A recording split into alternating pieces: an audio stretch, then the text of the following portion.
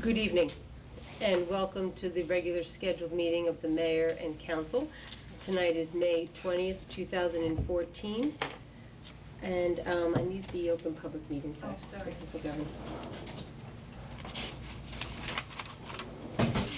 Thank you. Thank you. I hereby announce and request that such be included in the minutes of this meeting, that notice of the time, date, and place of this meeting has been prominently posted on the bulletin board of Borough Hall, mailed to the Times, the Star Ledger, the Courier News, Patch, and the Alternative Press by January 10th, 2014, mailed to any person requesting the same in accordance with the requirements of the Open Public Meetings Act. I'd like for everyone that is here tonight to please stand for the Pledge of Allegiance.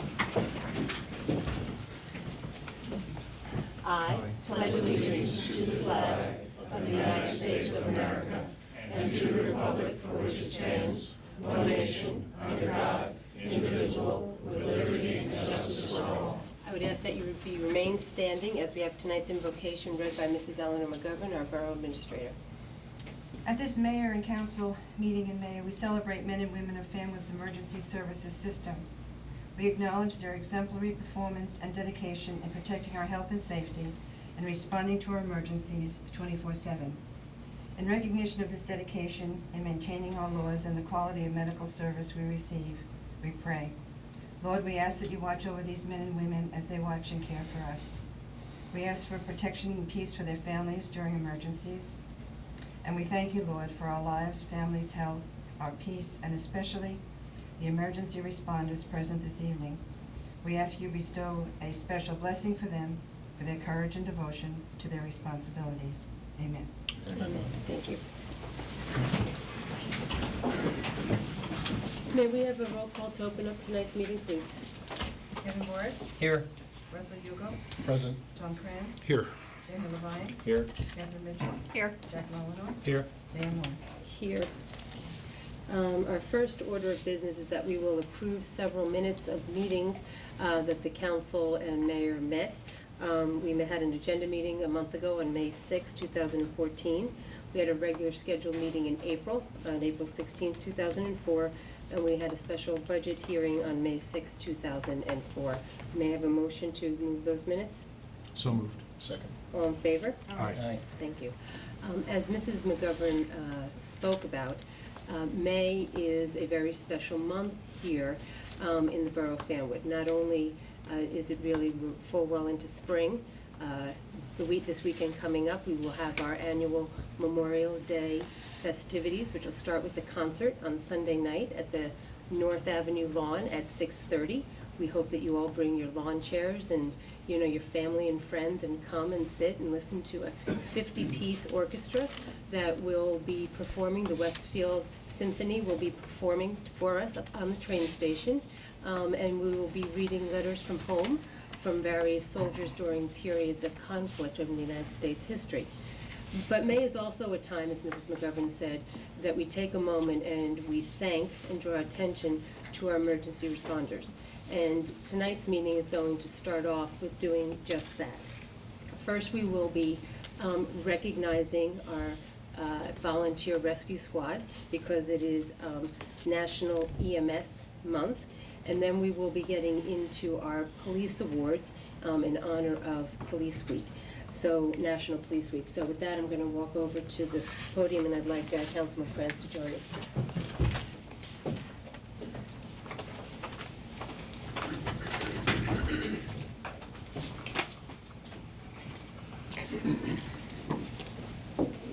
Many of you may know that we also start off each meeting by drawing attention to some residents that live in Fanwood, and we have our volunteer of the month.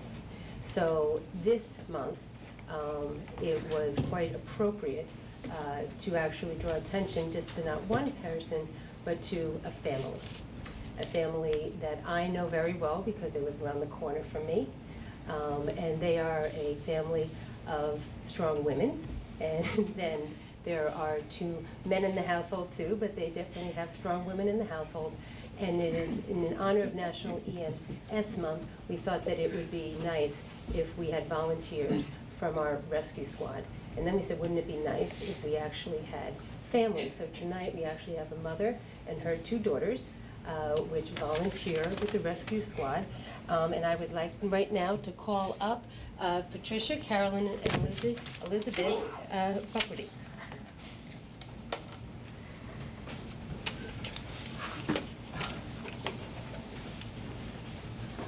Come on in, Scooter.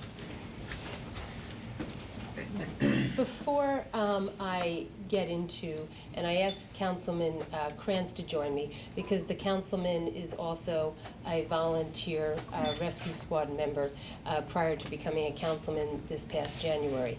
So for us, EMS providers really are a very dedicated and core group of people that live in our community.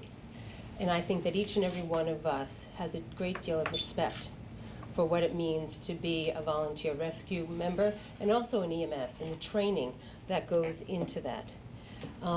They are rolling up on an emergency, literally on the heels of the police officers in this town. Police arrive first, EMS is usually right there behind them. And they really do such a wonderful service to us that sometimes I think we forget, we just take it for granted. So this week, nationally, our nation is actually drawing attention to emergency medical service professionals for their dedication to public service. EMS practitioners serve the United States of America in its darkest hours and at a moment's notice. Nationally, in recent months, they provided care after the deadly mudslide in Washington State. And they were there in the aftermath of the tornado of Arkansas. And when a gunman opened up a fire in the Navy facility in Washington, D.C., EMS was right there. And also, if you want to bring it a little bit more locally here, our EMS and our rescue squads were there when we had 2 incidences over the last year here in Fanwood. One was a shootout that we had here, and the other one was a stabbing. And we were going to be really honoring brave men from our department for their heroic deeds during those incidences. But just as the police were there, these guys behind me were there as well. So really, I want to call up Councilman here, maybe say a few words Sure. for the women behind us. It'd be my pleasure. Thank you, Mayor, and good evening to everybody. We've had some family groups over the years at the Rescue Squad and in the Fire Department. This particular family group here is extraordinary just by the sheer volume of what they do for not only our town, but for Scotch Plains as well. Patty is the current captain of the Rescue Squad. She joined us in 2006. She is a full-time network engineer for AT&T. She works out of a home office. She manages a household that includes right now these 2 young women before they go off on their own when they graduate. Well, you're about to graduate tomorrow, right? And you in a couple more years. And Winston, the long-suffering husband in the back there. So she manages that household. She works full-time, and then she goes on rescue squad calls, and then she teaches CPR like she did last night with me. So she does a lot for us and for our town. Joining several years later was Carolyn, right? And then followed a year later by Elizabeth. I had them tally up how many calls they've done for both our town and for Scotch Plains, and since they all joined, to date, they've done 4,500 calls for both towns. They show up together, they show up separately, sometimes they show up by 2s. It's like sometimes they show up in a pack. But they're all it's just a privilege to be serving with a family that's so dedicated, and they're also so nice. So I just wanted to congratulate you on being our volunteers of the month. And for that, you get not 1, but 3 prints of our train station here. And this is going to be like the photo op from hell, right? Yes, over here, we'll grab a picture. Come over. Can you guys move over a little bit? Come on. Let's scoot down, so we get a nice picture. Does that work for you? Yeah. Okay.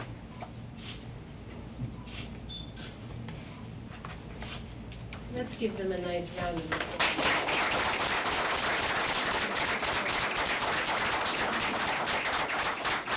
Thank you very much for this recognition, but I have to say that I'm actually honored to be able to serve the community. And, you know, I think about it when I go on squad calls, I can't believe they let me do this. So it's really such an honor, and it's such a pleasure to be part of such a wonderful community. Thank you so much.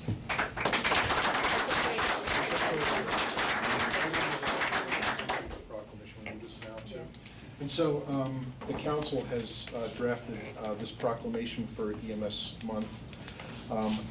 EMS Rescue Squad Month is actually proclaimed by the Borough of Fanwood. National EMS Week is this week. For EMS Week, there's all kinds of stuff going on. As I said, we're teaching CPR to the community for free. There's a dinner at Overlook Hospital tomorrow night. There's all kinds of awards things going on. But here's the resolution. Whereas the Borough of Fanwood takes enormous pride in the professionalism and dedication of its volunteer rescue squad, and whereas it takes rare individuals to commit to providing emergency services 24 hours a day, 7 days a week, offering quality emergency care that improves the survival and recovery rate of those who experience sudden illness or injury, whereas the Fanwood Rescue Squad has provided exemplary volunteer service to the residents of Fanwood and adjacent communities, providing high-quality pre-hospital care, and whereas the governing body and the entire community express their deep gratitude to the Fanwood Rescue Squad for their embodiment of old-fashioned values and the small-town spirit of volunteerism, now therefore I, Colleen Moore, Mayor of the Borough of Fanwood, do hereby proclaim the month of May as Fanwood Rescue Squad Month and the week of May 18th to the 24th, National Emergency Services Week, with the theme EMS Dedicated for Life, to recognize the commitment and dedication of the EMS providers who are an essential part of community service every day in the Borough of Fanwood, and to emphasize their 24/7 year-round commitment, and to urge all citizens to join in honoring those emergency volunteers, past, present, and future, who serve us by dedicating their time and expertise to servicing this community in an exemplary and compassionate manner.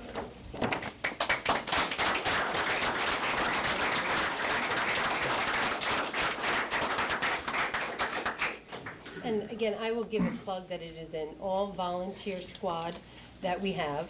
The cost, that really runs through the municipal budget is minimal at best. And they really survive on the donations from the community. So when you get your little slips in the mail and your little envelopes, I really do hope that you will give a moment to give a little bit back for all that they give to us. Moving on right now, I'd like to call up Chief Trigo. It is National Police Week, and officially it was held between May 11th and May 17th. With a really large event that culminates down in Washington, D.C. And National Police Week pays special recognition to those law enforcement officers who have lost their lives in the line of duty for the safety and protection of others. On a national scale, in 2013, they recognized 286 police officers this year. 100 officers who died in 2013 in the line of duty all across the nation, and another 186 that had died previously but were not nationally recognized. So it really is a nice tradition here each May that the chief comes here with our law enforcement professionals here in Fanwood to really shine some light on and to share with you some heroic deeds that have gone on in the Borough of Fanwood. So Chief, I'll turn it over to you.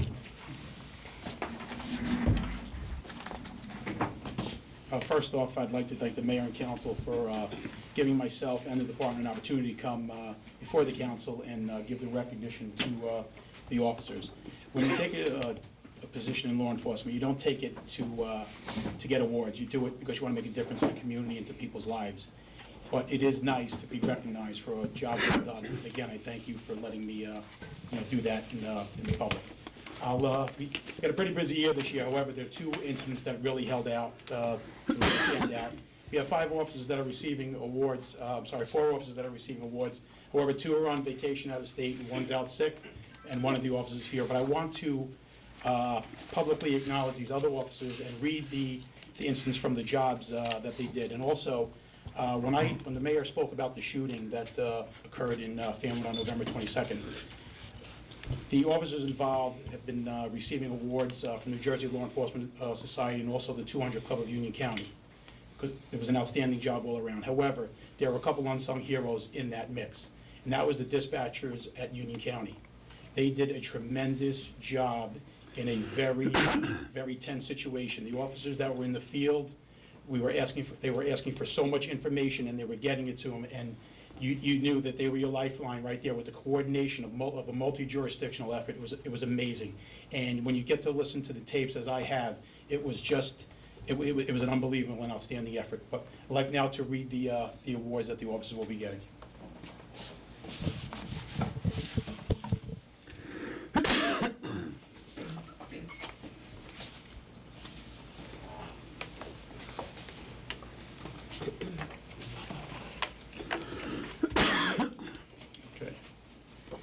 The first award will be to Officer Anthony Espinosa for exceptional duty. On March 14th, 2014, at 18:33 hours, you responded to the area of North Avenue and Hunter Avenue on a report of a 911 caller screaming into the phone. Upon arrival, you observed a male running from the area and a female laying in a driveway with blood streaming from the neck area and other parts of her body. You quickly rendered first aid to the victim and provided the actor's description to the responding units who engaged in a foot pursuit and captured him at gunpoint. Your actions bring a claim to you and the Fanwood Police Department.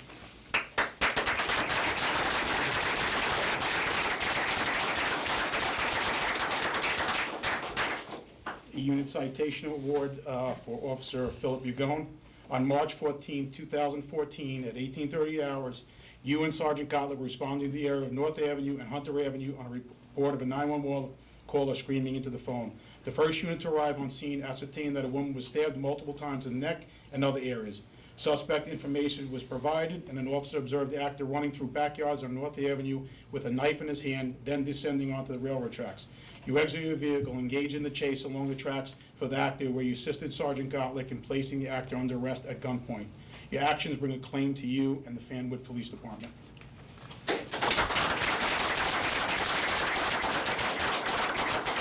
Now I'd like to call up for Sergeant Mark Gottlieb.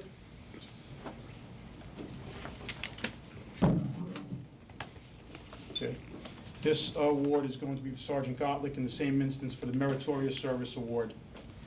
On March 14, 2013, at 18:33 hours, you were responding to the area of North Avenue and Hunter Avenue on a report of a 911 caller screaming into the phone. The first unit to arrive on the scene ascertained that a woman was stabbed multiple times in the neck and other areas of her body. Suspect information was provided, and you were able to locate the actor running through backyards along North Avenue and then descending onto the railroad. You exited your vehicle and engaged in a foot pursuit. You observed the suspect to be holding a large knife while running from you. After you closed the gap, you were able to draw your weapon and place the actor under arrest with no injury. Your actions bring a claim to you and the Fanwood Police Department.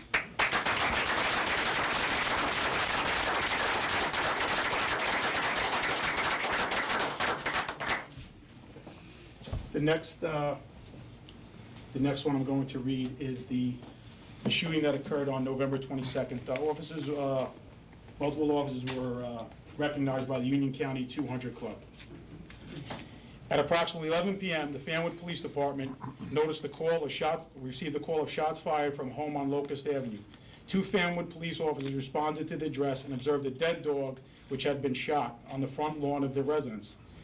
They would later discover a second dog which had also been shot inside the residence. In the second floor window, the officers observed an adult male pacing back and forth, yelling and screaming and holding a firearm in his hands. Fanwood Police Sergeant Mark Gottlieb immediately requested assistance, and several minutes later at the scene were Scotch Plains Police Officers Chris Aversa, James Ritchie, and Lieutenant Joseph Cito. Union County Police Officer Kenneth Matz and Captain Martin Mogensen of the Union County SWAT team. Making the situation even more dangerous, it was learned that the subject had numerous firearms registered to him, and he was an avid shooter. A woman friend of the subject who was being threatened had escaped from her residence as these police officers had arrived on scene. The Union County SWAT unit was activated, and Captain Marks deployed the officers at the scene into defensive positions. Shortly before midnight, the suspect opened fire from the second floor window at the officers positioned in front of the residence. As the subject fired shots at the police returned fire. With the arrival of the SWAT officers, negotiations continued for several hours, and approximately 7 a.m., SWAT officers were able to utilize a tactical grenade to stun the the actor when he walked out onto the deck, bringing this to a successful conclusion. The two officers that I want to recognize tonight, first, it's going to be, sorry, this is it.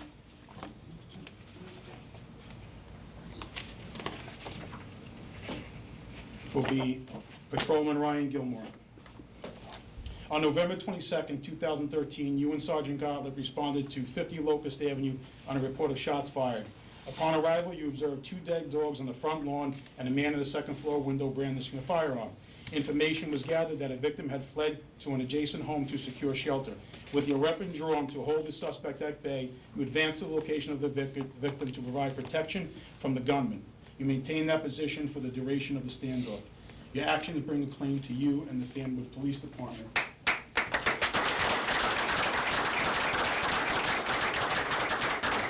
Now, again, I would ask Sergeant Gottlieb, our black cloud, who seems to be the sergeant on duty when major things happen.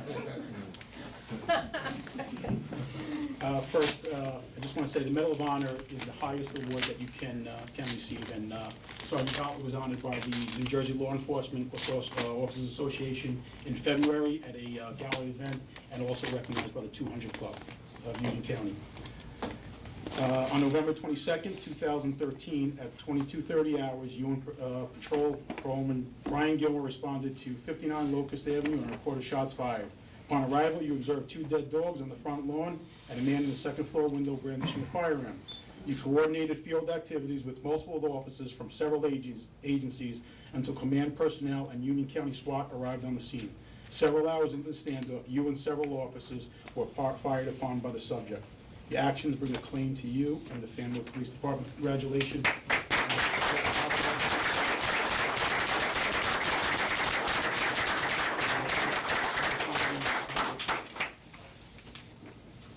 And just I'd like to read into the record. I'm going to, like I had mentioned before, I thank the mayor and council for letting me come here tonight giving these honors in public. However, the Union County Police Department has something just in-house with the department, and I'm going to be going down there next week with the mayor to present unit citations to dispatchers for Union County Police, Thomas O. Campisi, Caitlin Jackson, and Scott Layden. And the reading on the award for them will read as follows. On November 22nd, 2013, at 2:30 hours, the Fanwood Police Department received a call of shots fired from home on Locust Avenue. The arriving officers observed a dead dog on the front lawn and a man in the second floor window brandishing a weapon. After you were informed of the severity of this call, you were able to make countless notifications to secure assistance for the responding officers. The fluidity of communications between dispatch and all of the police personnel and agencies involved in this event was not an easy task. You played a vital role in the successful conclusion to this event. Your actions bring a claim to you and the Union County Police Department. So I just want just to get it on the record, every time that we've had a major event with these 2 events, even with the stabbing and also the storms that we've had, Union County Dispatch has always done a tremendous job for us. So I take my hat off to that agency, and I will meet with Chief Vaneska next week and hand out those awards. So thank you, Mayor. I'd like for you to stay. I'd like to call up Sergeant Gottlieb, please, too. On behalf of the council and myself as the mayor, we really wanted to let you know how proud we were of you. I had, along with Councilwoman and Councilman Juarez and Eleanor McGovern and Councilman Krenz, we actually went to the 200 Club dollar luncheon, which was held earlier this month. And it really was a beautiful luncheon with law enforcement officials throughout the county to come and pay tribute to our men. And so really on behalf of the Borough of Fanwood, we have one for each of you here, which is a meritorious service acknowledgement. And we said, whereas on November 22nd, 2013, the Fanwood Police Department answered shots fired call about a property located on Laurel Place where a resident was shooting a weapon. And whereas the Fanwood police officers, specifically Richard Trigo and Sergeant Mark Gottlieb, responded to protect the public and the adjoining homeowners. And whereas after many hours, the shooter was apprehended, charged with aggravated assault, criminal weapons charges. And whereas the courageous actions under pressure by you individuals reflect the effectiveness and the professionalism of the Fanwood Police Department here in Union County. and we are very proud that you are the recipients of the Valor Awards for the 200 Club in Union County. Now therefore be it resolved that the mayor and the council here in Fanwood do recognize these commendable actions of you dedicated law enforcement officials who you use your talents every day to protect us and our property as residents of this fine borough. And we praise your service and your presence of mind during an emergency situation, and we extend best wishes to you both in your continued service to us. Thank you, Mayor.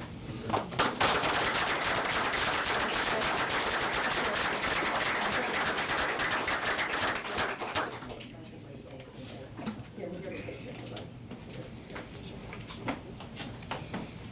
Kat. Boys are all boys up.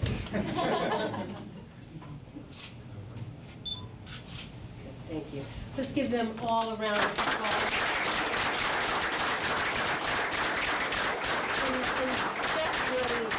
Just really to wrap up this presentation, and we will move on to the presentation for American Water, is when we had this incident on Locust, it was many, many hours into the evening. And no one really understood how it was going to end, to be quite honest with you. But it ended in a very positive way, where there was no loss of life by anybody out there, or even the suspect himself. But the same could not have been said just a couple weeks before that, where there was a similar call in an adjacent county of a mentally disturbed individual who was brandishing a knife. And that call, unfortunately, ended with that person losing his life at the scene of the crime. So I don't think we can underscore what it really takes to be patient in a standoff when your lives are on the line, but yet understand that, you know, it can be resolved in a peaceful manner for all. So, you know, it just really, I think, sets us apart sometimes of how we do our business here in town. Okay, so we're going to, right now, there's many here in the audience that had received letters from myself asking them to come here tonight for a second update by a New Jersey American Water Company. And as many of you know, in town, New Jersey American Water Company is putting a $5 million investment into our infrastructure on the south side of Fanwood. And work has been going on probably for about a month. Seems longer, but it's about a month right now. And we've heard from the residents. You know, we understand some of the issues that have gone on there, but we thought it would be appropriate as we are sort of changing the scope a little of the work, that we would invite American Water here tonight to give us an update of where we have been, currently where they are with the replacement, and what to expect over the next couple months. So, Mike Bange from American Water, if you want to please come up. Thank you, Mayor. Good evening, council and all residents. So, our $5 million infrastructure replacement that's going on currently in the town, I just want to give you an update. So where we've been, obviously you all know we were on Martine Avenue, we were on LeGrand and Trenton. All those roads are complete, the main is in, and the services are done for all those. We are currently working on service installs on Vinton Circle, Cray Terrace, and Chetwood Terrace. That's going to continue on for the next couple of weeks, and then we'll do another communication. Basically what we're going to do is, I know it's a little tough for you, but you can come up later and see the map. We're going to work, Martine is our barrier, basically, I'll say, for this project. So we're going to work in this area first, get all the services replaced, and then July, after the holidays, we're going to start putting bypass down. And basically what that means is, what we're going to do is, we're going to take the bypass pipe down and feed all the customers off the bypass. And then we're going to take the main out of service, and we're going to start the cleaning process. So that's going to start, you'll see bypass pipe going down in and around after 4th of July holiday. Is that the above the ground, the That's orange? the above ground yellow piping that you're going to see. We'll have ramps in front of your driveway. That's what's going to happen. Like the next photo that I have here is, this is basically what your main currently looks like now with the tuberculation buildup. And when we're done with the project in October, at the end, that's what we're going to look like. So, I also brought a prop tonight. You never see this because it's always buried underground. What you see is the top of the curb box, which this is the shut-off valve for your home. And then the meter pit, where we put your meter now. Obviously, the ground would be buried up to here, and you would not see what's under it. Here gives you an opportunity to see the infrastructure live and what's underneath the ground that we're replacing. So here's a copy, it's the real 6-inch main that's in most of the streets. That, you can see the inside, looks like this one, right? Clean. That's a brand new piece of pipe. It's cement lined. No tuberculation can build up in that main. When we're done, that's what our mains are gonna look like. This is the service tap off the main that feeds each individual customer home, okay? And then basically the meter pit is where we're gonna house your meter. And then the customer's responsible, obviously, from this side of the service line going into your home is the customer's responsibility. So we wanted to bring this mock-up, in case anybody had any questions, you could see what the infrastructure is we're replacing. So basically, as we finish through this side of Martin Avenue, we're gonna move into the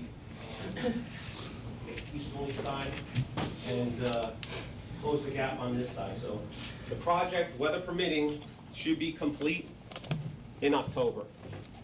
Everybody will be back on the regular main and all new infrastructure. Restorations, we're gonna come back and take care of all the restoration holes. Martin Avenue is gonna be paved curb to curb. We're gonna take care of some curbing issues that we've had over there. You'll see already there's brand new hydrants that have been installed with the new main installation that we did. All the other outlying streets will have all new hydrants put in also. And the best thing of all, you're gonna have sustainable water that's gonna be delivered to the town. The infrastructure is gonna be updated. You won't have to worry about outages when we have breaks and we have to shut down areas. That will not be an issue going forward in the future with this project. And that's what we wanna bring to the township. So, Mike, most of the work that you've done to date, American Water has done to date, has been at night, Yes. correct? And maybe you can just tell them the reasons why it's been done at Right. night and really where we are now going forward with the work that's being proposed. All the work we did so far with the main installations on Martin Avenue, LeGrand, and Trenton, did all that at night, and that was to less impact on traffic. Safety was the big thing for us. I know it's a noise issue. It's all done now. We do have to go back and do a couple more nights of night work, and that's not all tied to this project. We have a new infrastructure coming up on South Avenue. A new building on South New Avenue. building. We'll have to go back because it's a state highway. It will not let us work during the day. So that's one thing we have to go back. The second thing we'll be going back to is the tie-in, killing the old main on South Avenue itself. It's a state highway. Obviously, we have to go back and kill and cap that old main, the old 6-inch, because now you have a brand new 12-inch main going right down Martin Avenue to Trenton, up Trenton, to the end of Trenton. Trenton, we had to do the work at night because of the school impact. School buses would not have been able to get through. The traffic would have been a nightmare. I mean, even if, trying to get people around during the day, and then just the amount of traffic that goes up South Avenue, down Martin Avenue would have been a nightmare. So that's why all that work was done at night. I thank you for your patience. I know it was grueling. Like I said, we have a couple more night issues to do, 3 more night jobs, and we're done with all our night work.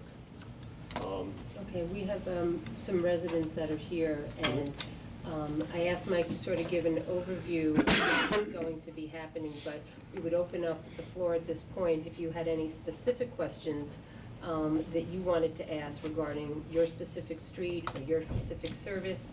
If you have any concerns, if you're not sure what's gonna happen, if you think you have any liability in any of this right now. So maybe what I'll do is I'll have a motion from the council to open up the meeting to the public. Motion to open the meeting to the public. Second. All in favor? Aye. One more. Sure. Excuse me, Colleen. I also wanted to present, I have Jason from Fletcher Kramer. He's our contractor that's in charge of all the work that's going on directly here. I have my inspector, also Jesse, he's with us, and he's out there maintaining everything that's going on, organizing. So the streets that are going to be serviced now, they're going to be basically being cleaned, Correct. You We're know, putting all new services in now, so this setup that you see in front of you, that's what's going on, that's all day work that's going on right now. Currently, we're on Vinton Circle, we're gonna go from Vinton to Cray, Chetwood, and straight down, then we'll come back up here and do all these services here. We're gonna get this side done first. In July, you'll see gas main again will start going down up here, and then we'll get into the cleaning phase. All new services have to be put in first before we can get into the cleaning process. so the new services will go in first, and then they'll do your you'll Correct. change over, Mm-hmm. so that they'll go into the temporary service while you're cleaning the existing. Right, temporary surface has to go online first, and then we're gonna start excavating, open up the roads, and doing the cleaning process. And it's not gonna be a lot of holes, we're trying to do, 2 openings every couple hundred feet, so less restoration issues. Right, because I know that there was some of the streets that actually have been recently paved, which, we sort of, had some concerns about, but because of, Mike, why don't you talk a little bit about the expectations, because some of the streets, we had recently paved. Yeah. There's a lot of investment that was put in there by the borough, new block, curbing, curb to curb, so talk to us a little about what the expectation is about how you're gonna get underneath the ground. As I said, there's gonna be multiple openings, but not, it's gonna be a couple hundred feet apart. So you're not gonna be where we have multiple holes open on the streets. Any openings that we do, we were gonna come back and we're gonna infrared each opening. And basically what an infrared is, that we seal the patch and it blends into the current paving that's there. So it's the most expensive paving restoration that you can do, and that's what we're performing. So we're spending extra money to do that. Martine Avenue, there we're doing curb-to-curb paving, because that's brand new, that's a county road. Because those are full replacements, not the Right. cleaning, which is what we're doing, so you had to open up the road really. Right. And then all the patches from the new service installs, they're gonna all get infrared also.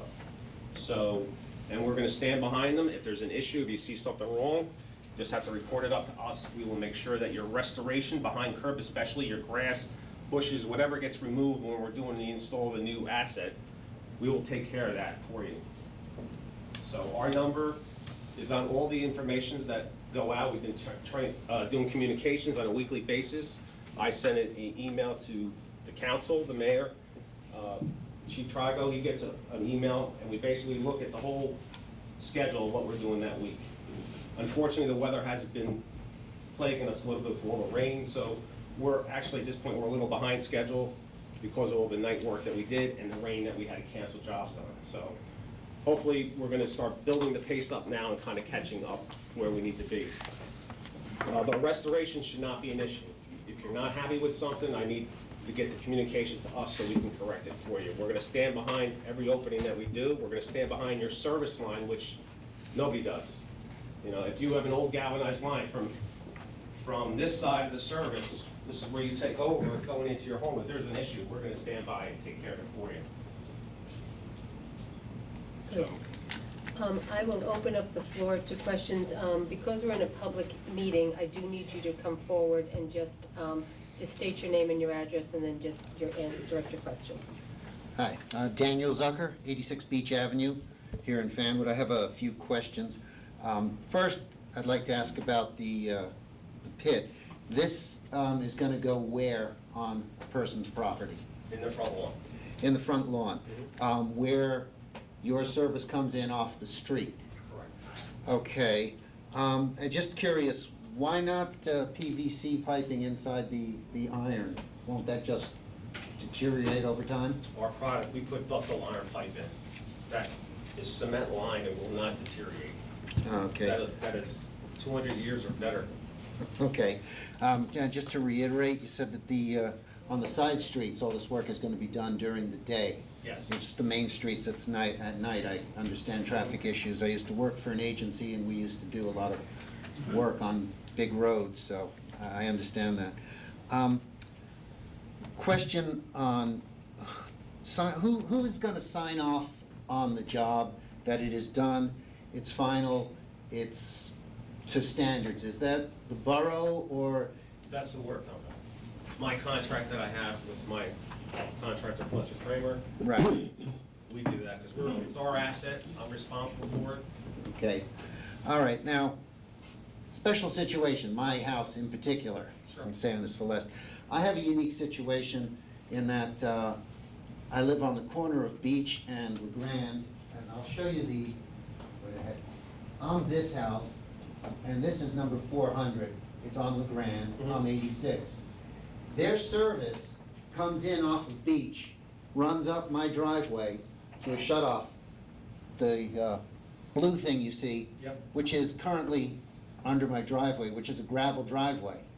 So you're saying that this pit is gonna go in my driveway? No. We don't install pits in driveways. Okay, That's one thing. but the current shut-off is in the driveway. Right. So We in will- a situation like this, I mean, my house, my service comes in, that's fine, I have no problem where it's gonna be in the 10-foot right-of-way. But that 400 LeGrand, because I know about 5 or 6 years ago, they had the water company, I guess, or maybe a private contractor come, and one day I came home and there was trucks in my driveway, they tore the whole place up, they put in a new shut-off.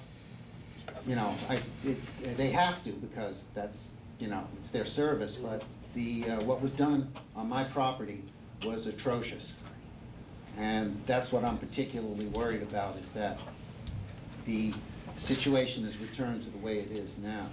Everything we put back to the way it currently is, and that's why our name is on it. If there's an issue, I'm right here on 1341 North Avenue. Uh-huh. Right here, I'm your neighbor. Okay. And be here to take care of any issues that you have with your So in residents. this situation, where is their meter box gonna go? We will, actually, the meter will stay inside. That's the situation. But we will look at it. If this can be relocated, we will do that. We'll relocate the service, and then the shuttle will be out of your driveway. That would be great. When they came, I tried to inquire about that, and the supervisor at the site claimed to know nothing about how that was done. 86 Beach and 400 LeGrand, it's right at the corner there. Good. Thank you. All right, thank you very much. Thank you. And I wish you the best of luck. Thank you. I know that we need it. Anybody else like to please come up and again, just state your name for the record? Hi, I'm Joe DeGennaro, 138 Burns Way. Just to clarify, where is the bypass line going to run? Is it going to be on every street, along every curb? Yes. It'll be along the curb, next to the curb, and it'll be marked out with markers. We put markers in, so you'll see that it's there. It's got a, It's yellow, spray painted. How big is large. it? It'll be 2 inch on one side and 4 inch on the other side. 4 inches on one side of the street, 2 inches on the other side of the street. Correct. And what's the implication on water pressure? Because my pressure is terrible already. Probably, you're Probably going to better. go better than what you have. Better? Oh, yeah. That's what this I infrastructure would job's gonna assume, do right. when we're done.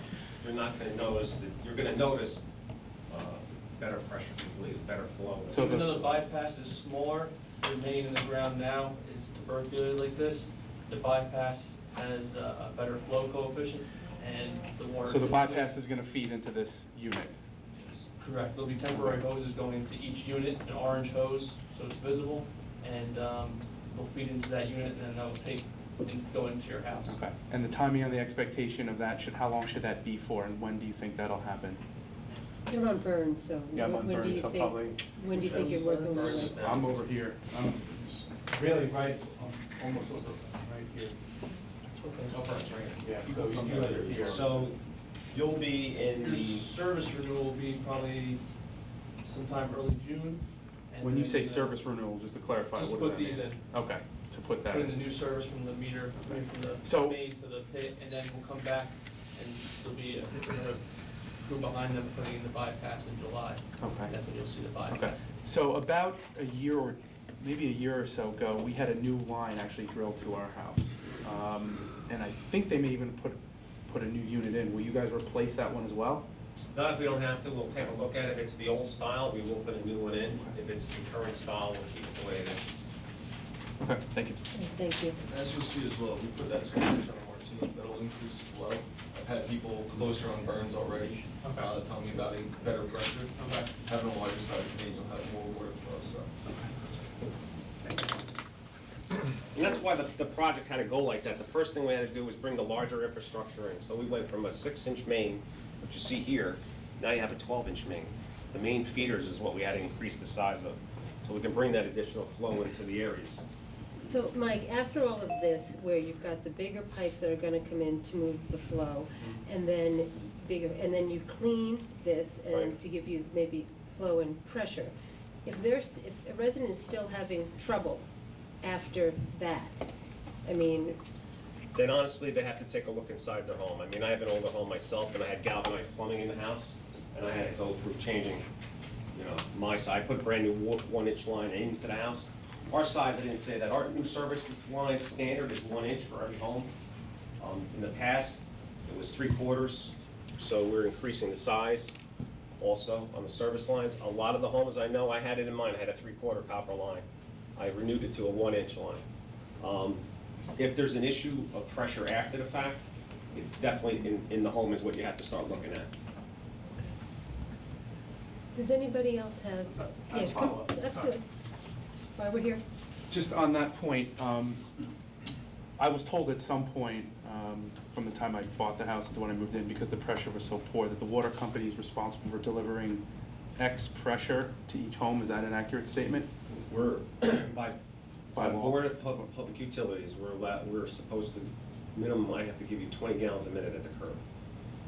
So will you be testing after this work is performed, after you do the cleaning? Will there be some type of test and validation that that pressure, that guideline is being met before you move on from and We'll be deem the work doing complete?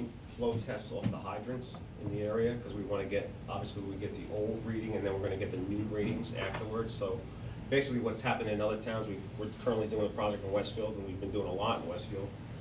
We have increased it by threefold, the flow, gallons per minute rate that we get on every hydrant, which is fantastic for, I don't know if anybody knows about ISO ratings. Every township gets an ISO rating, and that's based on your flow in the town, it ties into your fire department, the number of hydrants you have, the age of your infrastructure, all that ties into that. Homeowners And that's your insurance rating for the For township. homeowners insurance. For homeowners It's tied to insurance. homeowners insurance.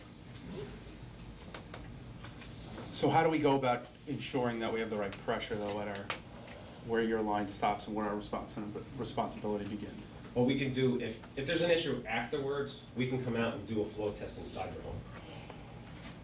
Is what we'll do. And what's involved in setting something like that up?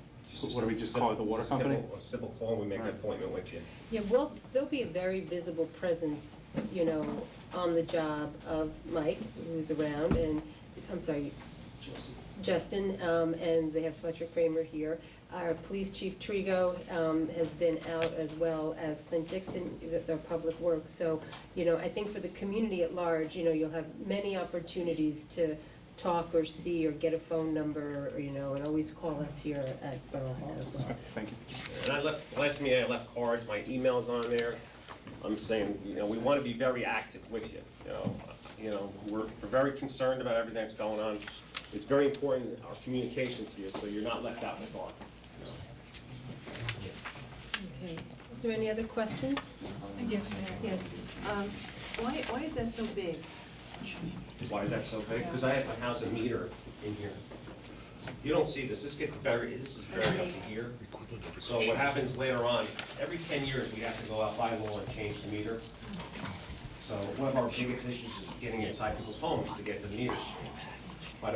By the Board of Public Utilities, I must change this meter out. So this is a 20-inch opening, we take the cover off, and I have employees that'll go in and change that meter. Well, we need that kind of approved so they can get in and do the change itself. And that's why we're trying, as another convenience, we're trying to get the meters out of the homes and into these meter pits. So less impact on the customer. Okay. Yes. Just a quick follow-up. About the hydrants, are they all gonna be replaced throughout the whole town? In this area, yeah, all hydrants are gonna be brand new installed. On both sides of Martine? Yes, throughout this whole project area. Okay, thank you. Okay, so if there isn't anybody else. And then also, let me just add one thing to it. The bypass, why it's so large also is because the fire protection is gonna be on that bypass. So the fire department is gonna be able to hook up to that bypass in case of a fire. So that's why, it's another reason why we have it that large. That's a good thing from a Yeah. public safety point of view. Yes, go ahead. Who's going to, or how is, who's going to repave Martine Avenue? It's kind of like a roller coaster now. Right, at the end, right now we have temporary basin, okay? When we get towards the end of the project and the project's complete, then we're gonna come back, because we want all the settlement. We like the ground to settle out for a month or two, so that no pockets, decompression come through, and then what'll happen is Kramer will come back, and they'll, after we replace the curbing in, we have some curbing work to do on Martine, and then we'll come back and do a full pave over, new striping, put it back to exactly the way it looks today. Thank you. I have one quick question. Yes. Mike, one quick question. I thought, Yeah. is there a way someone could do a little simple home test of what their water pressure is now? And a friend of mine that lives in that neighborhood says he's going to time how long it takes him to fill a bucket of water, and when it's done, time it again. Yeah, Would that, I don't know if everybody has a hose bib at their meter. I mean, code now is when you install a new service at your house, you have to put a hose bib at your meter. So what I do is you can time it through that, open it up, do your time watch, your stopwatch, and just, that'll give you your gallons per minute. 5-gallon bucket, how long did it take you to fill it up? That's a simple equation for gallons per minute. You can also buy Home Depot has them, a gauge that you can attach to your hose spigot, and that'll give you your PSI in your home. thanks. Yes, Harry? The water flow, though, varies during the day, right? I mean, at Sure. dinner time, there's a lot more use of water flow, so if you're taking the reading then, you're gonna be lower Sure. than if you were taking it at midnight, let's say. You have two peaks, right? You have, in the morning, people are getting up from, say, 5 o'clock in the morning till around 9. You have a major peak, right? Everybody's pulling, they're taking showers. People get ready to go to work. Sprinkler systems kick on in the summertime, so that's the demand use, right? So after 9 o'clock, that kind of settles out. During the day, it's normal, there's not too many people at home. And then when we get into the evening hours, starting around 4:30 or so, people start coming home from work. Again, you know, you're getting ready for your dinner, who's cooking, doing dishes, whatever, you get that next pull of demand. So definitely those two, you're gonna see a difference. Okay, so I want to thank American Water for coming out here tonight. Like I said, I think there'll be a very visible presence out on the streets, and we really look forward to the end result, I think, where we can, you know, take a shower, do the wash machine, and Right. get the Run sprinkler 2 going. faucets at one time. Because I know I can't And do we're any gonna of do that. it uniformly, we're not gonna jump around, we're trying to do uniformly, work down each street, come up the next, so that we're not, you're gonna see us all over the place. We're organizing that through chief and the police that we have out there for traffic control. All right, thanks, Mike. Okay. Moving on. We need a motion, Oh, do we Mayor. have a motion to close the public hearing on this? So moved. Second. All in favor? Aye. Thank you. Moving on, I'd like to go back. We have a proclamation for National Public Works Week, which I'll let Councilman Hugel take care of.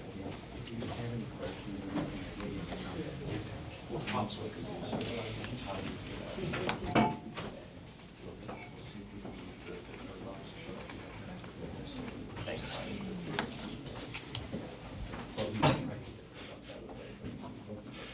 It's gonna be heavy. Heavy one.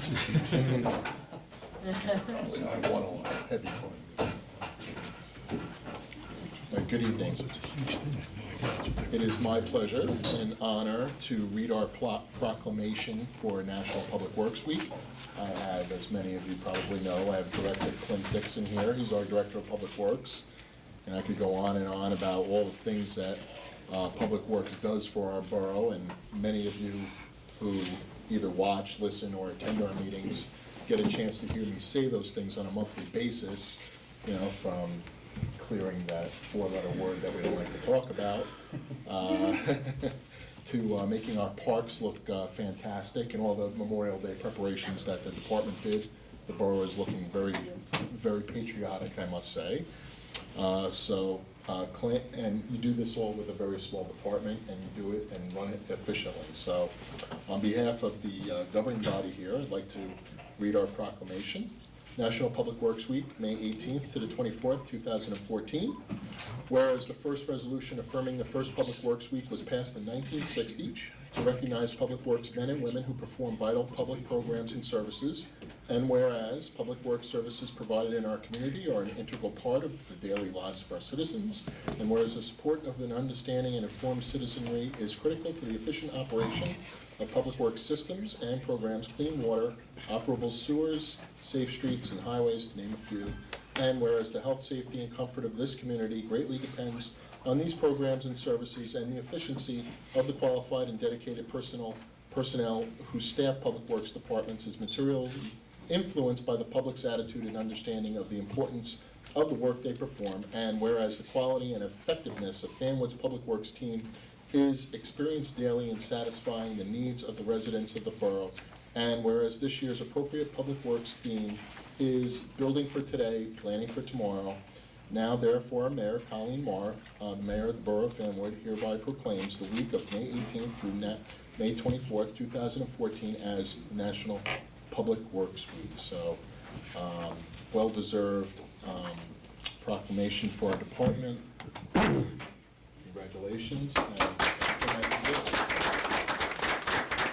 Thank you, Councilman. Yeah, we don't want to talk about Public Works black cloud, which is a snow cloud that we had this year, but, you know, we got through it, and you know, we appreciate everybody's understanding in a hard time of the storms. But anyway, first off, I'd like to thank Mayor and Council for all the support for our department. I'd like to thank all the other departments in the borough for their support, because without them, you know, we wouldn't all be getting done what we need to. And as always, I got to thank 8 men and 1 woman of the Public Works Department.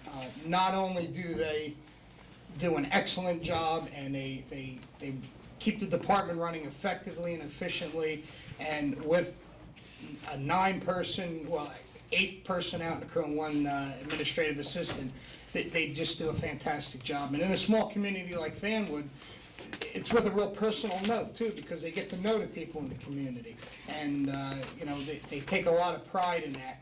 And again, I can't say more about the guys in Doreen. They just do a fantastic job. And you know, we are the first thing you do when you get up in the morning, and the last thing you do before you go to bed at night. That's the best way, you know, we could describe Public Works. And you know, everything they do in larger departments, they do with different divisions of Public Works.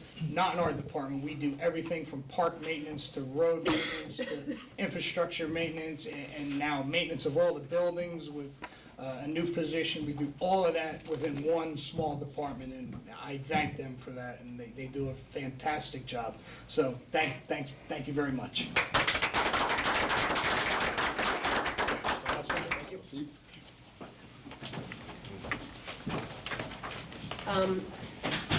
As we said, it's a really busy month of drawing attention to a lot of good things that go on. And this actually is National Historic Preservation Month. And I know that one of our commissioners and our historian of our town is in the audience, Joe Nagy. So I'd like to call Joe up so that he can receive the proclamation from our councilman.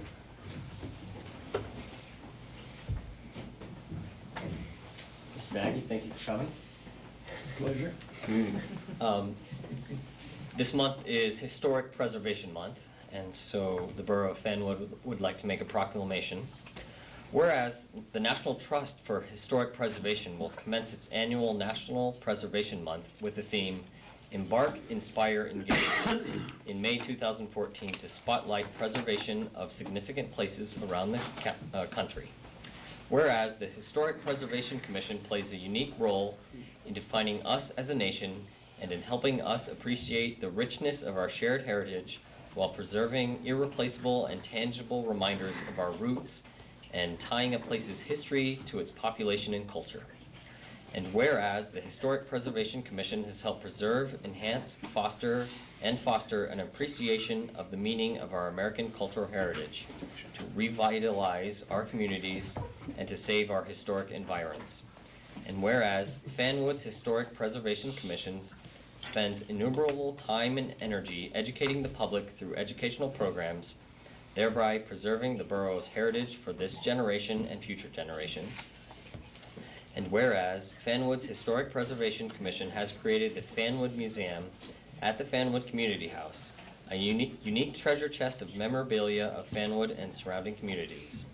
Now therefore, Colleen Marr, the mayor of the borough of Fanwood, does hereby proclaim the month of May 2014 Historic Preservation Month in the borough of Fanwood to recognize the importance of preserving our treasures in our community and to celebrate the Fanwood Historic Preservation Commission for its concerted effort in encouraging reinvestment, saving resources, and promoting a socially, culturally, and economically rich community.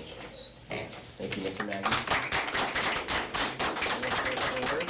Second from my colleagues with honor and thank you very much. And if I could just mention as well, this weekend we have the event on Sunday, celebration with music, and the Fanwood Museum will be open during the festivities.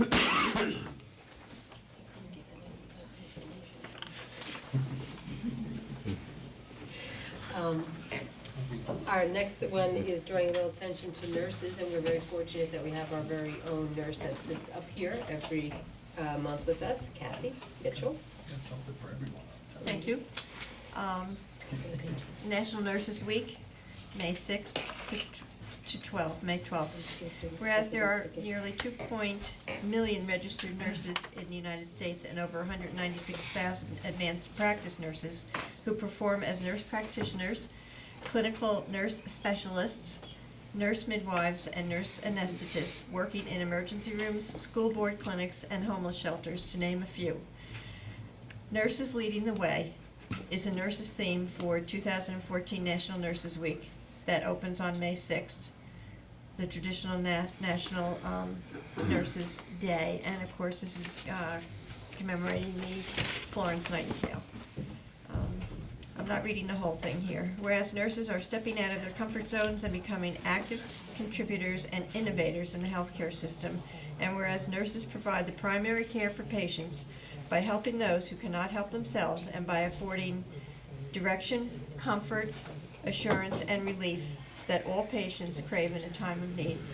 Therefore, Mayor Colleen Marr, Mayor of Fanwood, does proclaim National Nurses Week in the borough of Fanwood and asks that all residents in the community join the council in recognizing nurses as necessary and compassionate individuals in the care of our residents, and to celebrate all nurses, men and women, who have chosen this unique profession as an opportunity to care for their fellow citizens with passion and a strong commitment. And of course, it's signed by Mayor Marr. Thank you. Thank you. I just want to mention, I was up at Overlook at Jerry, when I was Golden Boy for nurses up there. Did you? You stuck it up there? Good. Our last proclamation is a click it or ticket mobilization, which we will just put on the record and we can read it later. We're going to make 2 appointments tonight, both to the Environmental Commission, so it's really great that we actually have 2 new members.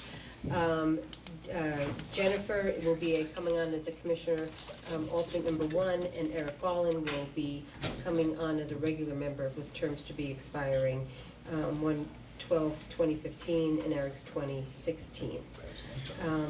I need a motion for that. So moved. Second. All in favor? Aye. Thank you. We have 1 piece of correspondence that I would like to move as noted. Move to note and file. Second. All in favor? Aye. We're going to now go through quickly our council reports and bring you up to speed on what's been going on around the borough in our various different departments. And I'll start with Councilman Levine. Shall we pay the claims? Sure. To move our payment of claims, be it resolved that claims in the amount of $3,530,855 having been listed on the bill list and recorded in the files of Borough Hall and approved by the chairman of the appropriate committee be paid. I need a second. Second. I need a roll call, please, for the payment of claims this month. Daniel Levine, Yes. Stephen Morris. Yes. Jessica Hugo. Yes. Tom France. Yes. Catherine Mitchell. Yes. Jack Molinar. Yes. Motion carried.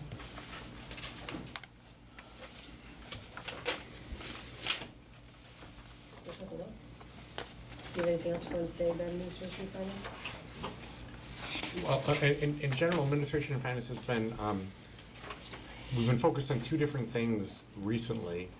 One is the finance part of administration and finance, which is the budget, which we have been in the process of approving.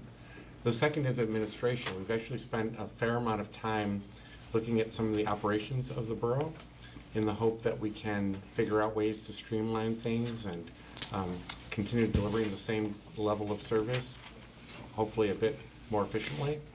And most of us on council are engaged in various initiatives to do that.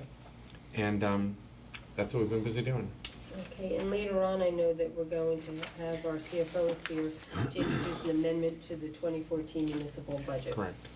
Okay, thank you. Moving on under public safety, Councilwoman Mitchell.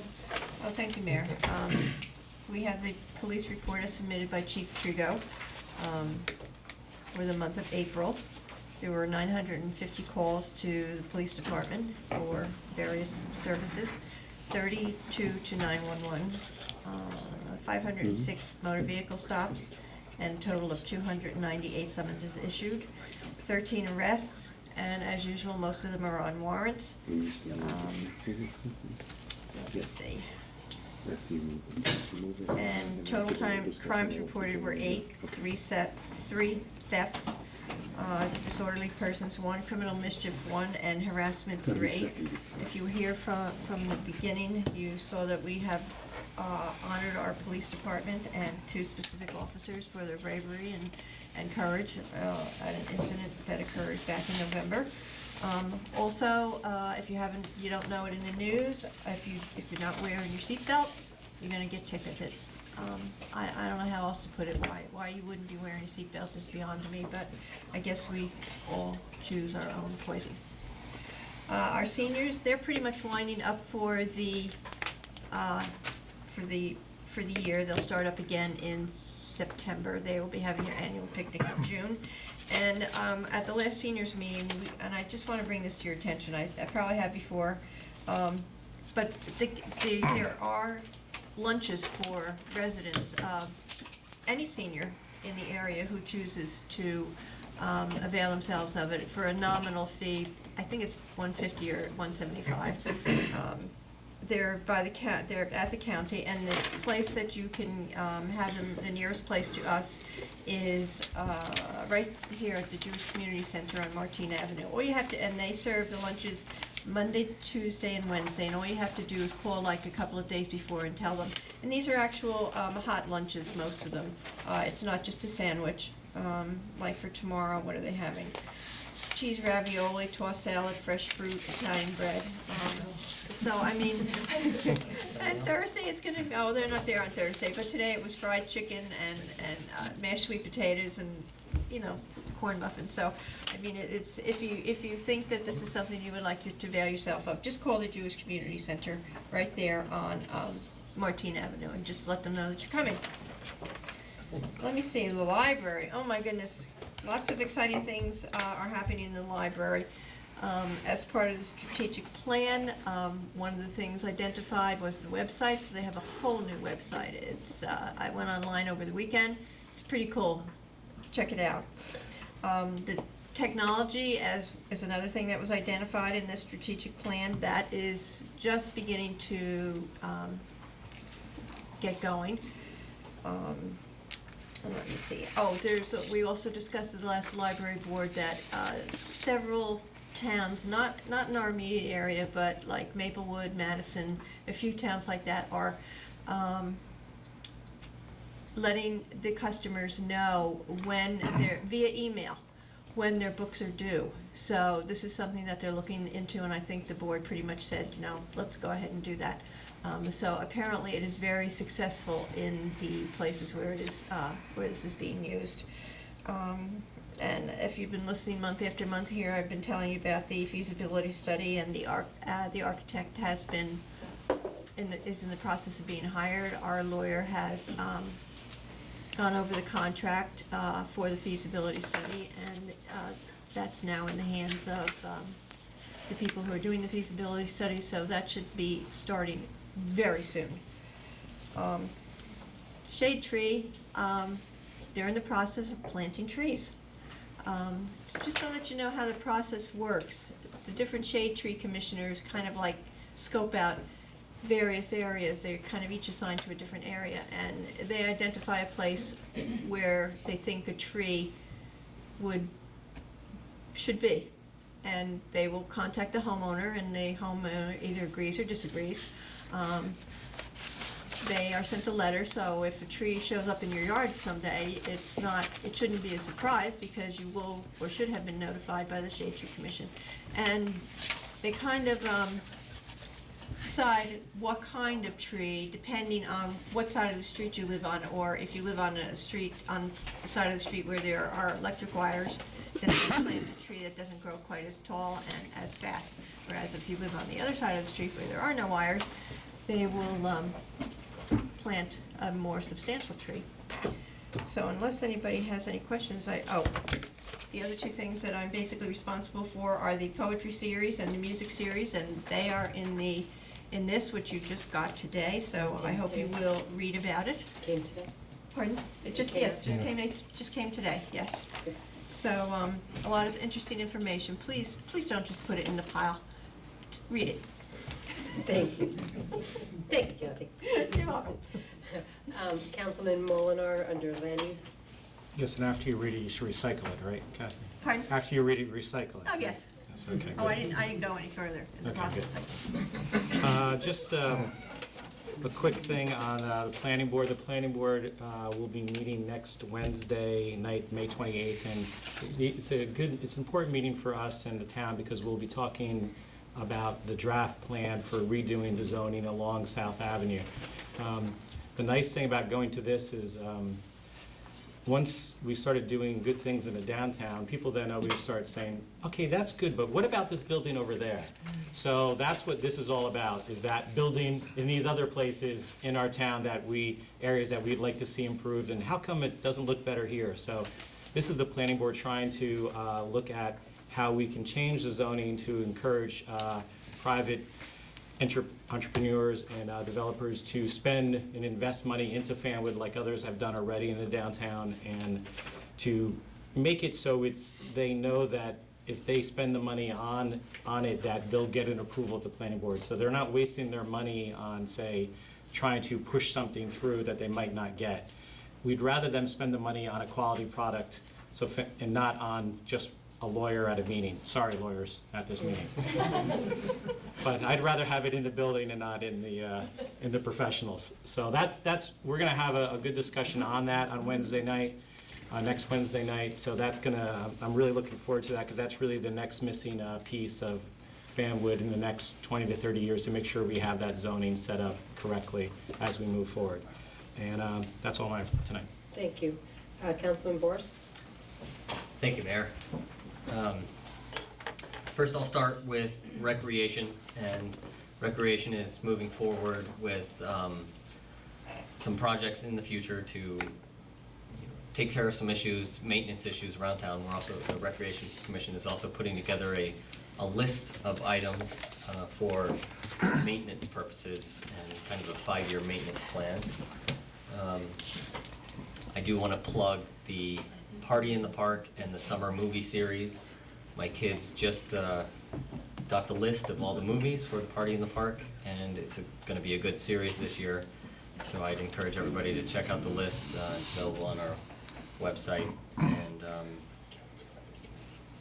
moving on to the fire department, I do want to give a notice that some of our members of our fire department have been nominated for Knights of Columbus Awards.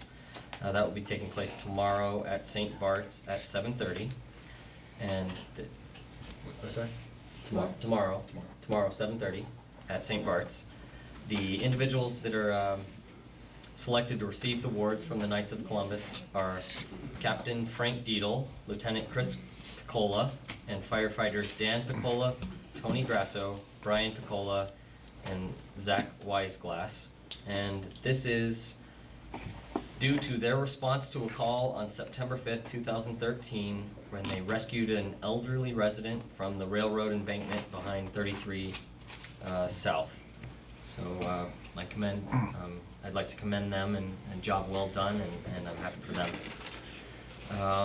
Moving on to the Fanwood Historic Preservation Commission, as I mentioned earlier, during our ceremonies this coming Sunday, while we're having the music and the presentation by the Northside train station. The Northside train station museum will be open. And that's my comments, although, Mayor, I would like to make a motion to amend the agenda. It looks like Councilman Hugel has been, I'm not here, I'm not is on the agenda. missing from the agenda. And so if I could make a motion to amend the agenda to allow Councilman Hugel to give his report. Can we discuss that? Why did you, yeah, why'd you do that? To open up It was an oversight. I think it's out of order. Sorry, Russ. He was left off the agenda.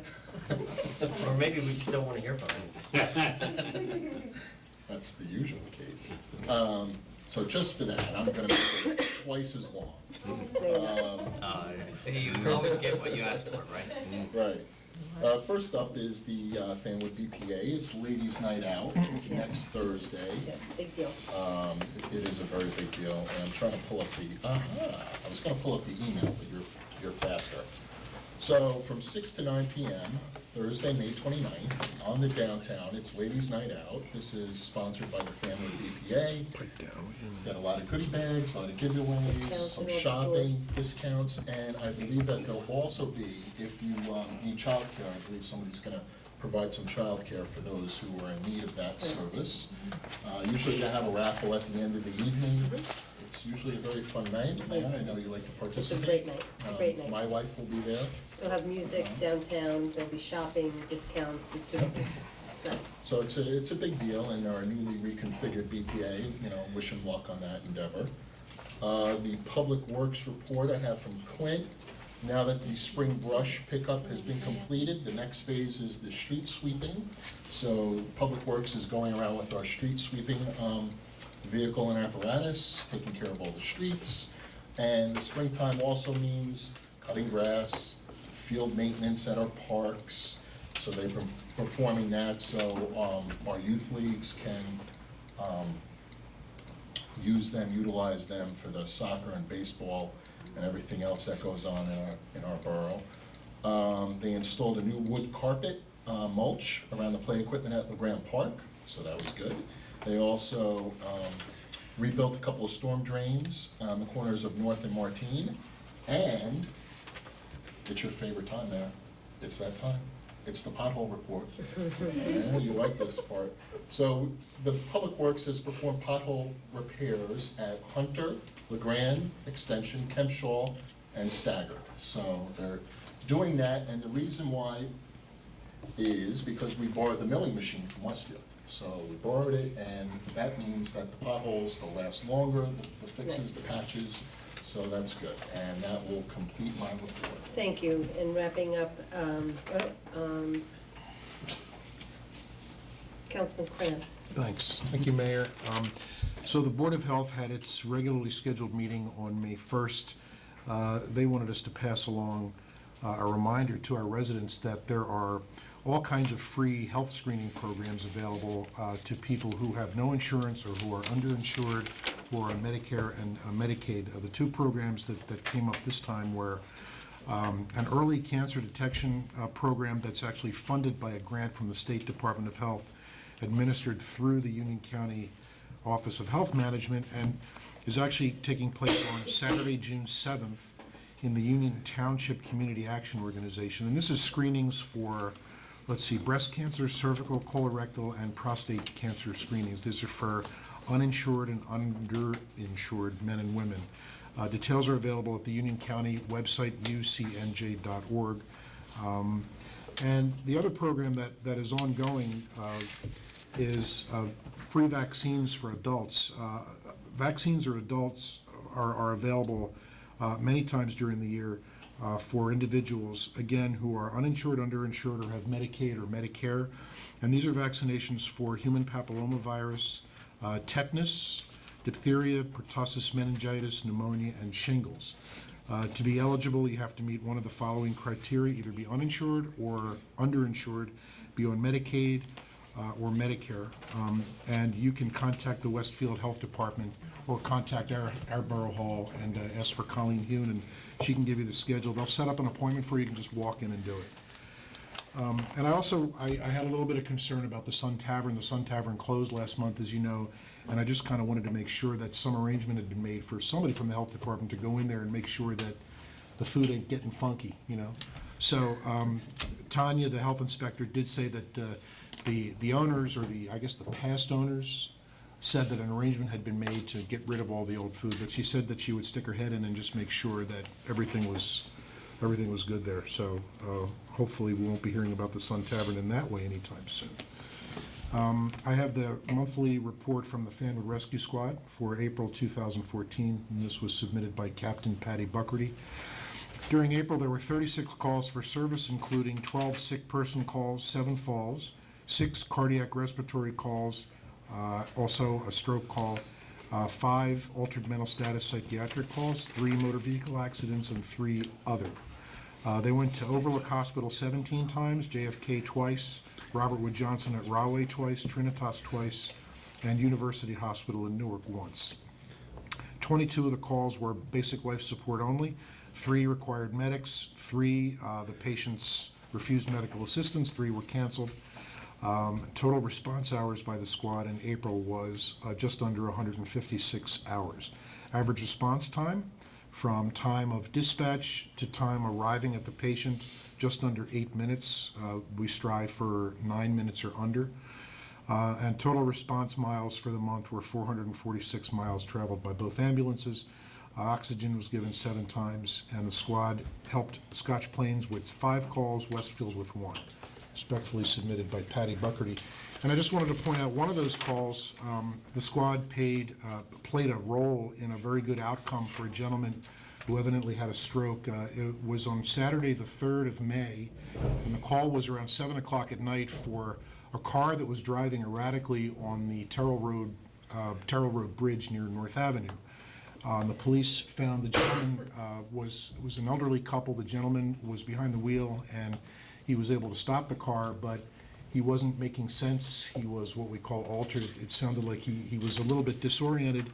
The rescue squad got there within 3 minutes of the dispatch. The gentleman was transported to the hospital in, from dispatch to the hospital was 28 minutes, and that's because the medics assessed him. But what makes it unusual is that the Overlook Stroke Center, Overlook Hospital is a stroke center, as you know, they actually, they don't do this very often, but they sent us an email back to say that this gentleman, from the time he was brought to the door of the ER to the time he received TPA, which is a clot-busting drug, which basically breaks up the clot that causes a stroke, was 31 minutes. They strive for 45 minutes. So basically from time of dispatch until the time this gentleman got the drug he needed, it was less than an hour, which is huge. And they sent back a note saying that he was released from the hospital in stable condition, and that's about as good as it gets for a stroke victim. So I just wanted to say hats off to everybody who made that happen. That is my report. Thank you, really thank you for sharing this with that. I think we're very fortunate that Overlook is really known, as really cultivated a stroke center up there, and it's that close to us. Before we open the meeting to the public, I will just give sort of one big final shout out to this weekend's event. As you know, it's Memorial Day, and this year, as always, we get joint sponsored between Scotch Plains and Fanwood. And this falls just before the 70th anniversary of D-Day, which is the invasion of Europe by the Allied forces. And this year's remembrance is especially dedicated to the troops who gave their lives or who were injured. It's a really great weekend that we have ahead of ourselves. Starting on Sunday, as we said, at 6:30, we want you to come over to the north side of the train station and listen to a 50-piece orchestra. That'll probably be taking about an hour and a half, and we will have poems and poetry that is being read, as well as a museum.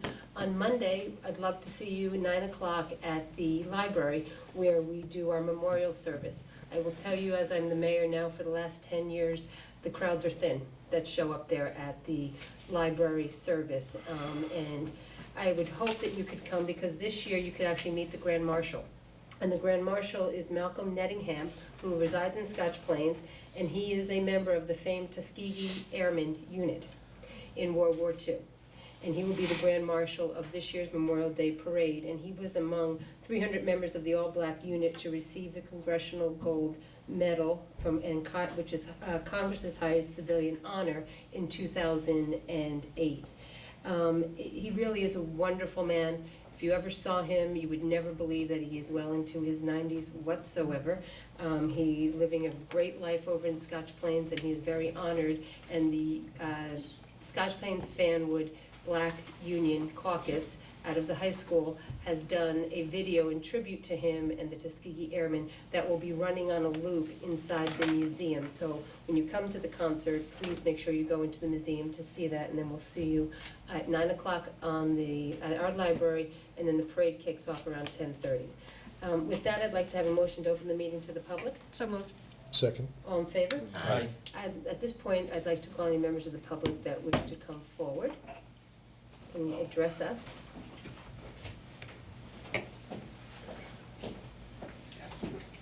Michael Lewis, 41 Beach Avenue in Fanwood. Two things. Number one, Resolution 14-05-90. When you get to this one, I hope you'll elaborate a little bit. I know you were following two tracks, one with regards to contracting out what we currently have, one with regards to curbside pickup, but I'd like some kind of clarification as to what came in, whether being rejected, and where this leaves our current recycling association. Sure. Resolution 14-05-89. At the last meeting, it was indicated that a certain amount of bonding would be applied towards the skateboard park, but however much would depend on how much could be reallocated from a grant from the county. Were you able to get permission to reallocate money from the county? Yes. And if so, how much? And over and above that, what would be coming out of the bond? Well, just so that you know, 1405-89 has nothing to do with the skateboard park. That's a total different amount. This 1405-89 is the money that was used through the New Jersey Environmental Infrastructure Trust Oh, Fund. I'm just catching that. My apologies That's, to you, no, ma'am. that's okay. I'll still answer the question because I just wanted to, because No, it's I not technically didn't read here. it That's all the way okay. through. So we did get the authorization, I want to say it's about $40,000 that was left over from prior grants. Okay. To actually go towards the skateboard park. And that's over and above the 124 part of, Yes. okay. Yes. And would any additional monies over and above the grant? Which, right now, because we haven't gone out to bid on anything yet, we're sort of tightening the specs as we speak to see what we can do and try to internally give a range, so when we get the numbers back, we can maybe see that there's a range of things that we could pick from to keep there, sort of knowing how much money we have to spend now. Very good. I appreciate your courtesy, ma'am. Thank you. Thank you. Mike, for coming up, you can have a brownie. Those are for Councilman Hugel's birthday. Even if you don't come up. 1 year old. If there's anybody else that's in the audience that wishes to come up at this point, Even if it's to come up and have a brownie. yeah, we would welcome you. If not, I'd like to have a, cake. Harry? Can't be.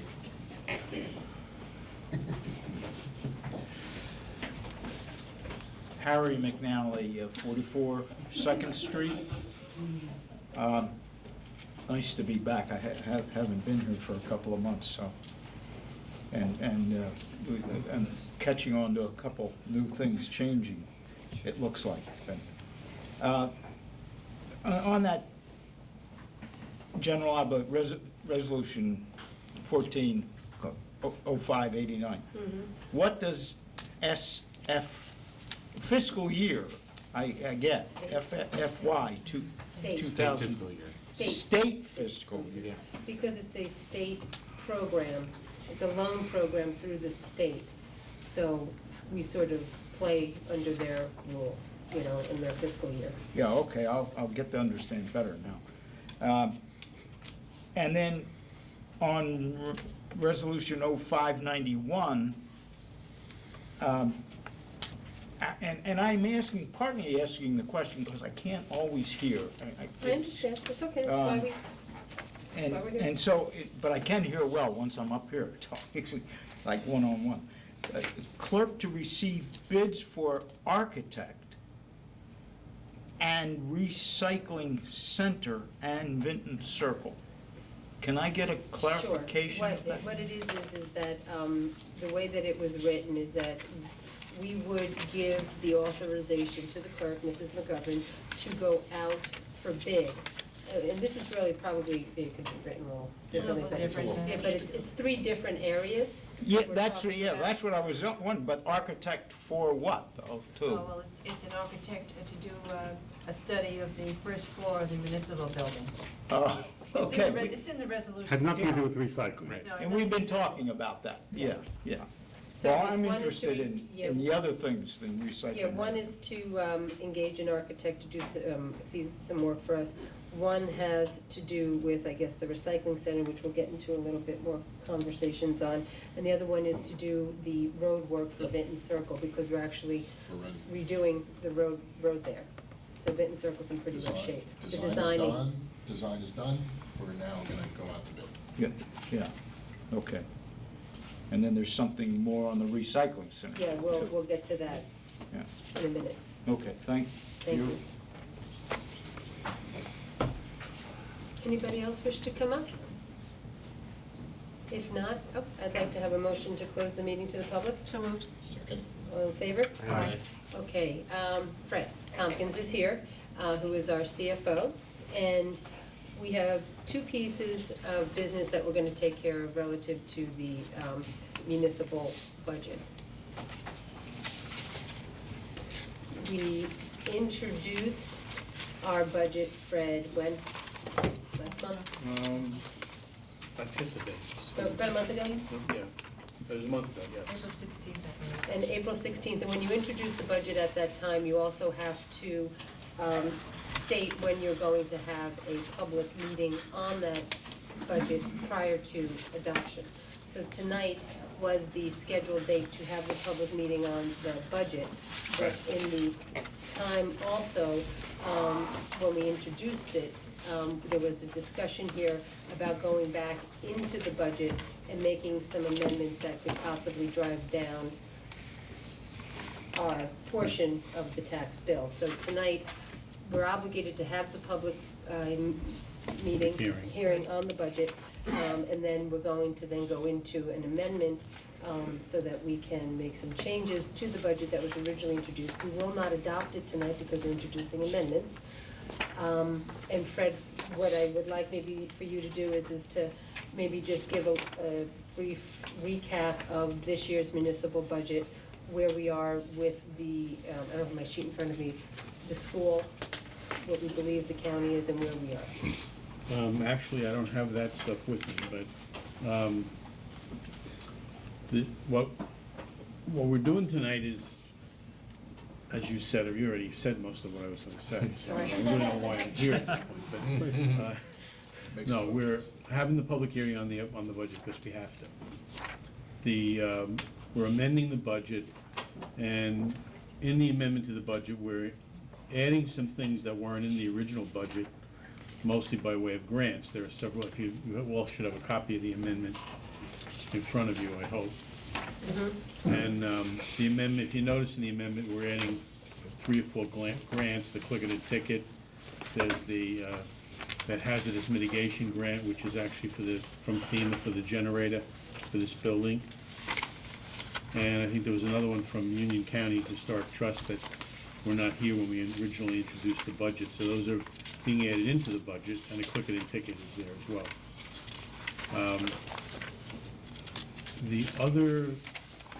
The main thing we did is we went through, after the last agenda meeting, you had given me direction to go through the budgets, the OE budgets, and reduce them by essentially 2%, which is what I did. I took all the OE accounts, reduced them by 2%.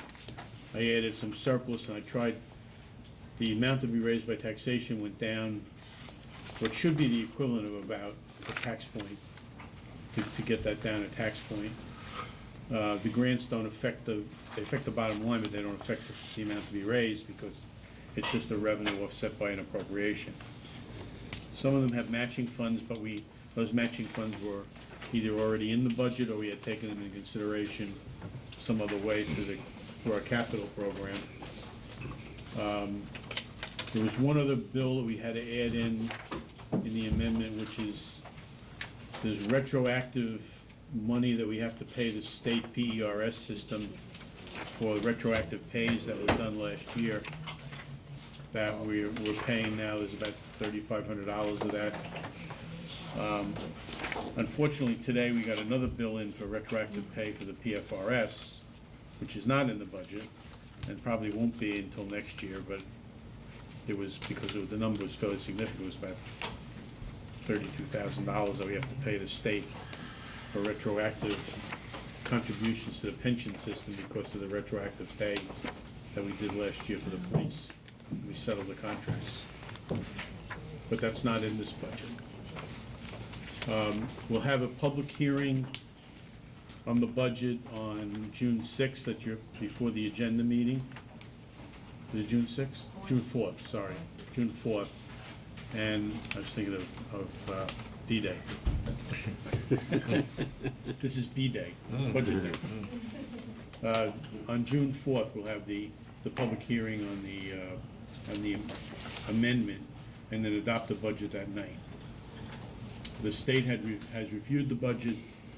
I didn't clear all of their review points yet. I cleared some of them, but I had notified them that we're amending the budget, that we weren't going to attempt to adopt tonight. But I need their approval before we can adopt. So in a nutshell, that's kind of where we are. There's nothing monumentally different, but the budget looks the amendment looks very big, but that's because I went through and cut individual line items all the way through, and that's why there's so many of them. Does anybody have any questions on the amendment? Because you're all seeing this for the first time. Okay, so then. Oh, go ahead, Fred. No, go ahead, Russ. I think the mayor wanted you to talk about the school, the county. Well, the school and the county are the same as what they were. They haven't changed. And actually, it's because, this goes back to some of what we've been talking about with backups and the problems we have with not having enough people or not. Colleen Yoon, who happens to be out today and tomorrow, is the one who has the projecting of the tax rate stuff is all in her computer, so I can't get at it today, so there was nothing I could do about it. It's one of those things that we've been talking about. I can't get at it, so there was no way I could go in and do those projectings. It's just, she has it all in her computer. But basically, the only thing that's going to change is the local rate will go down slightly. The county and the school are the same numbers that they had been. So there'll be a slight, but when we do the actual, we're not adopting tonight anyway, so when we do that, we'll have it by then. So what you need to do now is, you need to open the meeting for a public hearing on the budget as introduced. You close the public hearing, and then vote on the amendment, and then that's it. Then you stop at that point. Need a hearing on the amendment at the next meeting? Yeah, the next meeting is a hearing on the amendment on June 4th. Okay, so right now I'd like to have a motion to open the meeting to the public on the 2014 municipal budget. Motion to open. Second. All in favor? Aye. Okay, at this point, I'd like to call forward any members of the public that wish to ask us questions on the municipal budget. You could ask me the question while you were sitting next to you. That's why I didn't let me look at my folder. He wanted to be more dramatic.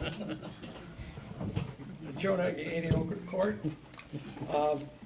I did some preparation for this meeting, and as a rule, when I'm talking numbers, I usually like to have people see what I'm dealing with. So I counted out 9 copies, and if you'll pass these along, we can use that as Mike, sure.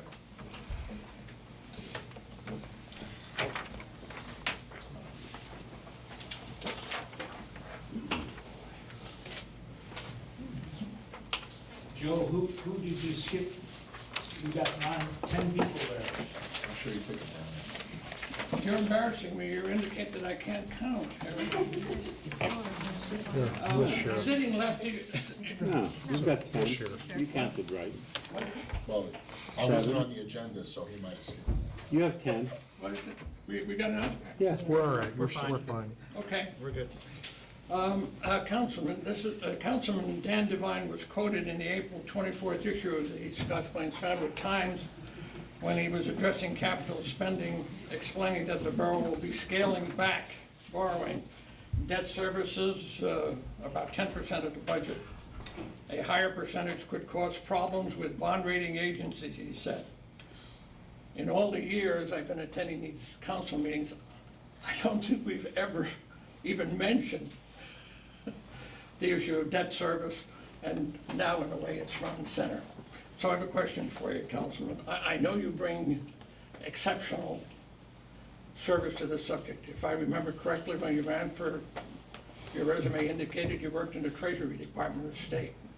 So I think you bring a lot of experience to this. So my question is, what criteria do you use to determine that we are either near troubled waters or that we are in troubled waters? We are not, let me clarify, we are not in troubled waters, nor are we near troubled waters.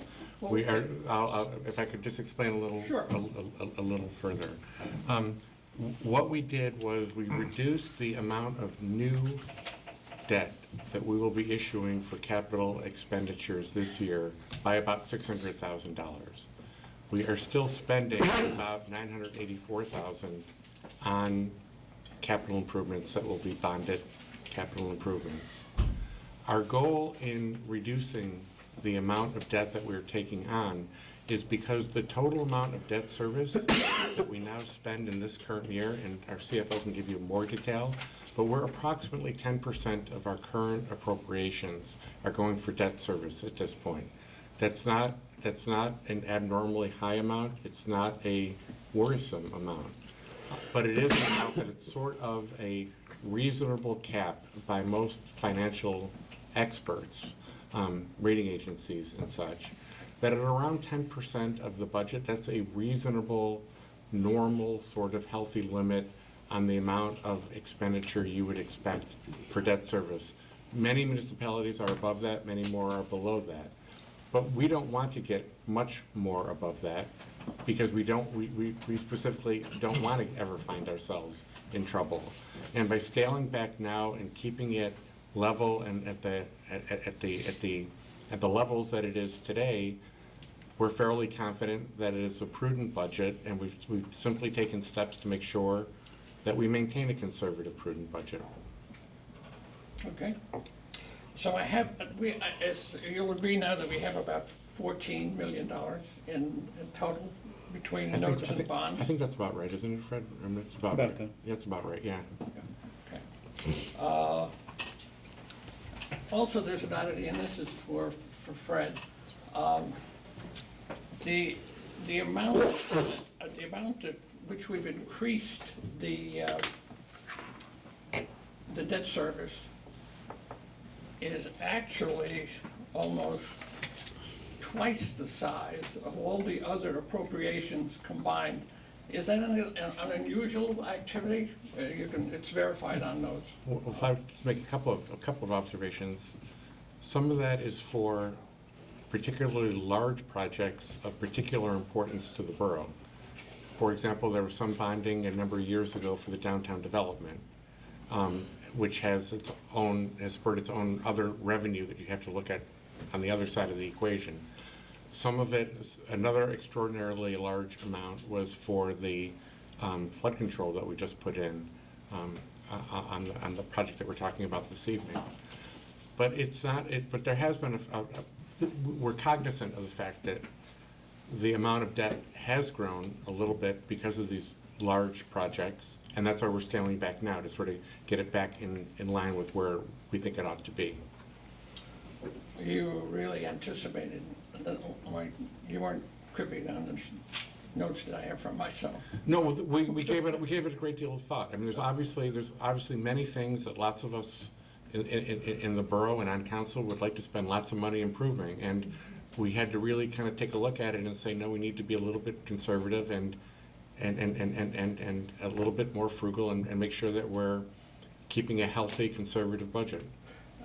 Do you have a listing that makes up this total of every item or project that we have, like the Wilbur Livingston property and also the new I project? mean, everything that we ever spent capital money Yes. on? Is that listed, going? Fred would have to know that if you can go through every item. Because what I wanted to know, and you answered. The reason I asked that question is how you came about, this is the amount of interest we have, and this is the principal. So I thought that maybe that's a compilation of the entire total. Well, what are you looking for is a breakdown of that 900? No, I don't want it, because he really answered it. What are the big projects? And he Right. pointed out, I suspected that the Tillotson Right. Glendale project was at least $1 million, as I Right. recall. Correct. And I think that, what was the amount of the Wilbur Livingston project? That The was downtown about bonding was That was almost $2 million. roughly $2 million something. Right. Almost $2 million. Right. And those are extraordinarily big investments that we made in the town, above and beyond what we normally do for roads and such. And as a result, we just want to be a little bit more conservative and make sure we bring things back into line so we avoid any kind of trouble and we keep a conservative, healthy budget. Those are my questions. Thank you very much. Thank you. Harry?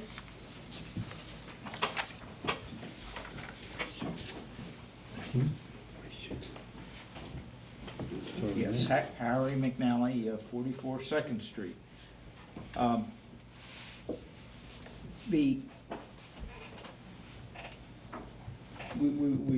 heard roads, and we're taking out more bonds this year for more road work?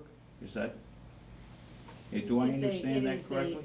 Every year, we list out capital projects, and roads make up the list of what we want to address this year. It can be equipment for the rescue squad, it could be equipment for the fire department. It all goes under the same debt for the year that we're able to capitalize on and go out to the market to bond. So roads probably make up, I would say, a majority of it. Yeah. About roughly roughly $750,000 out of the $900,000. At least 75% of the Yeah, roughly, of our roads this year. Roads and equipment. And if we had buildings and so forth. I guess I'd just like to express my feeling, a kind of wish, and then have you maybe react to it. And that is that in ongoing, whether they're considered capital or whatever, they're expenses that we have to do. And we have, and whenever we buy new equipment, I'd say we should be, and whenever we renew roads, we should have some kind of projection about how long they would last and when we would have to, again, have money to renew or improve. We have a map. We actually have a map of all the town, and we have a color-coded map that shows us where we've been, probably in the last maybe 10, 11 years since I've been here. And then we spend a lot of time figuring where we need to go, and we rate those roads on the current condition that they're in, and that's how we usually come down. And then if we, rate the roads, and then if we got a lot of complaints too, over the course of a year or two, we'll factor that in. And then there's a capital plan for equipment, so like we ask all the departments to come in with like a 5-year capital plan, and we review that, and then we prioritize accordingly. Well, what I'm driving at is, in my ideal world, we would finance without having to go out for bonds and pay somebody else to do the financing. I mean, I'd like to see us in the financial condition for those regular kind of things. When we had the downtown expense, which was a very special thing, then I could understand that we needed to have a long-term vision, and we'd have to bite the bullet to do that. But when we have what I consider regular expenses on roads and regular expenses on replacing equipment, then I think we ought to try and get them in our regular Right. income and expenses. I'll let Councilman Right. Devine There, talk to that. I mean, I think what you're arguing for is that rather than relying on debt to finance more routine capital projects, we ought to pay out of the current budget. Absolutely, yes, I think so.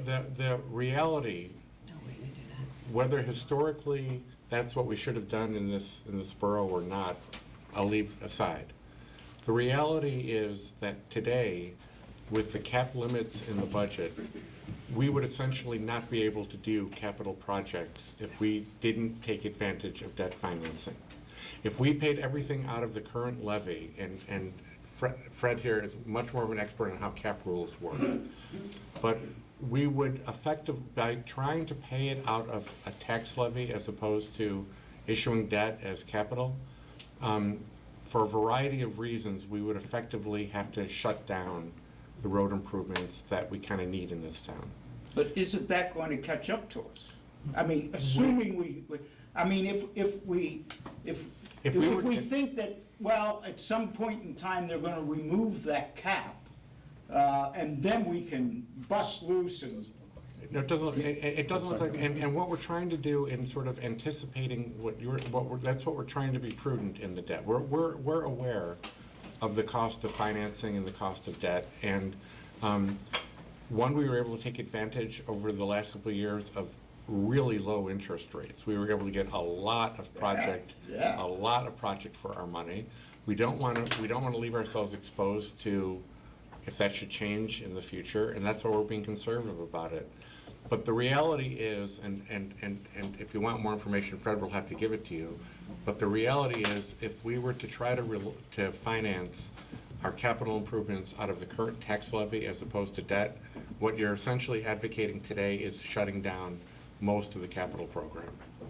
Well, then we got behind. If it would be agreed that my concept is ideal. Well, no, I wonder, I think it's appropriate to use debt prudently to finance projects that have a long-term life to them.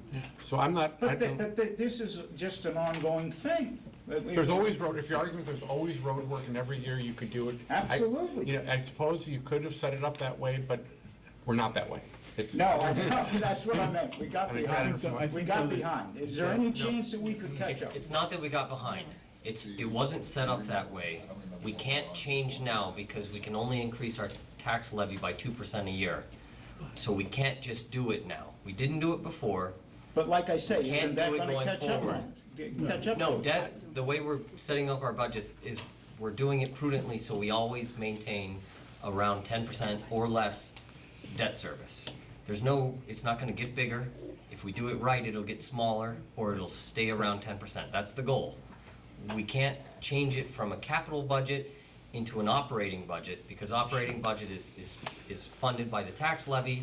By state law, we can only increase our tax levy by 2% a year. If we decided to do roads within our normal operating budget, you're talking about adding $1 million to our normal operating budget. That'll push us over 2% real quick, and then essentially, there's no more roads. You can't do anything. The concern here is spreading it out, making it look like it's less when. The important thing to realize is that the taxpayers that are here today should not pay the full burden of a road that's going to be in use for 30 years. So when you spread that out over debt, that is what you're doing, is that as people come in, we're all using it. So today, every taxpayer today in Fanwood should not pay for the full improvement that could last a long time. So that's why you want to do that. The same thing when you buy a house. You don't buy it in 1 year, you buy it over 30 years. But I only buy one house. I only buy one house. I don't have a whole bunch of roads. Well, because government, the town is not going to disappear, so that's why you do that rolling thing. So we will, government will hear, that's why you build things to last a lot longer, and you have higher standards. So that's why today I shouldn't be responsible for paving Vinton. I think many you're people over benefiting. years should be paying for it, and that's the premise of it, Harry. I also think. Which I that- agree with. But you're benefiting today. We're all benefiting Only when I today jog on it. From 30 years ago. But there is an element of truth to some of what he said at the beginning, which is, and I think Colleen, you and I were here from the beginning.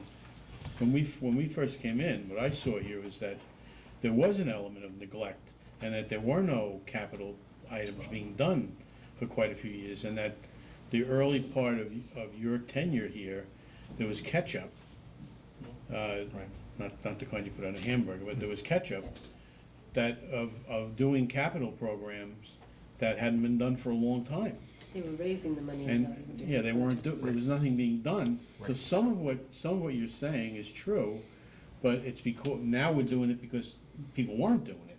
And if you don't do it for a long period of time, then you gotta catch up somewhere. And the reality is, if we didn't do the capital spending that we're Yeah, we doing, couldn't- we would find ourselves in that. couldn't catch up. Yeah, you'd never catch up. We'd never catch up, and we'd find ourselves in that same boat where we just are not doing the improvements that And that's, we need to make in the town. and that's not fiscally Right. sound. And the other side of it is what Dan had already said. The fact is that the market for selling debt for the last maybe 5 years has been incredibly low. Yeah. And we're taking advantage of very low debt. The debt that we closed on today, that the resolution is on this meeting, with the Environmental Infrastructure Trust Fund, I think the net interest rate of that's gonna be probably less than 1/2 of 1%, is what we're gonna pay on that. I mean, how can you sell, you're almost borrowing the money for nothing. Let's get more. I mean, part of them are, well, we do. You know, it's going the other way.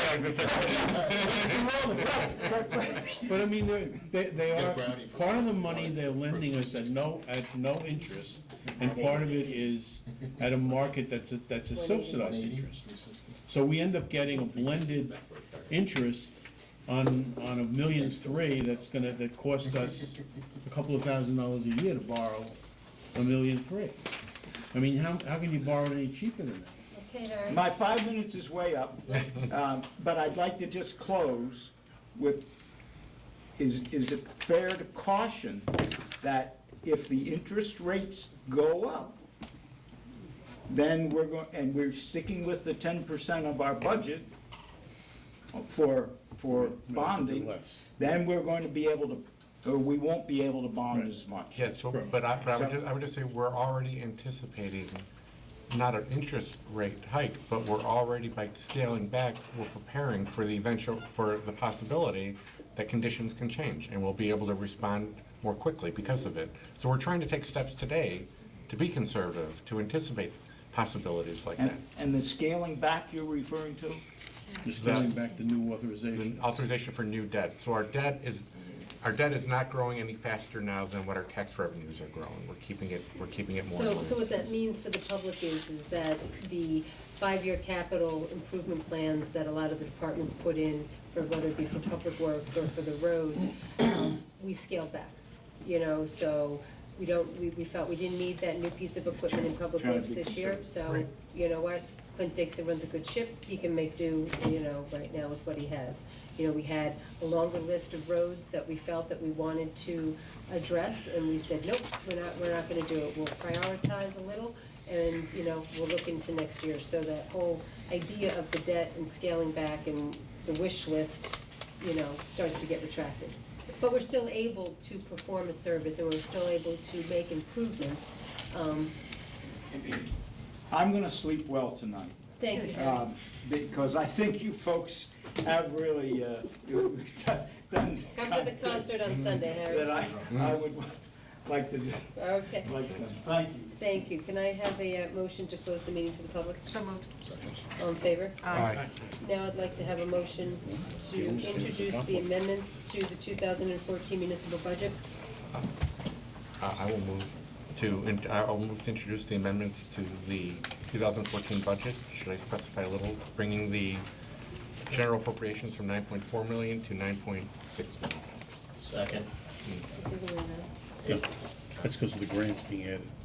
It's I was great. gonna say, that's gonna defeat my purpose. We had a second on that, right? Yes. Okay, all in favor? Aye. And then we'll have a That's it, then it's just public closed. hearing on the amendments in the. Did you close, did they close the public hearing? Yes. Yes. You're too late. Okay, okay, done with that piece. Fred, thank you. Moving on, we have a second reading public hearing for an ordinance establishing the assistant to the mayor position. May I have a, I don't know who has that. I'd like to call it, yeah, I will.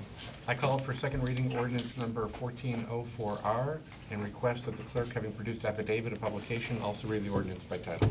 An ordinance amending Chapter 61 of the Fanwood Borough Code to create the office of assistant to the mayor.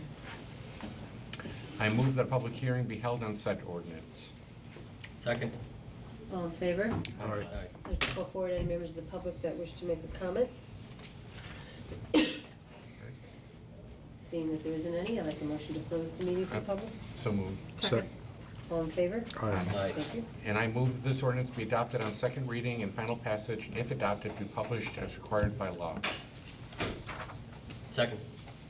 Okay, may I have a roll call, please? Daniel Levine? Yes. Kevin Boris? Yes. Russell Hugo? Yes. Carol Kranz? Yes. Catherine Mitchell? Yes. Jack Mullenhour? Yes. Motion carried. Okay. Okay, under new business, while we do have, I believe, a consent agenda, we did want to probably peel out number 5, All righty.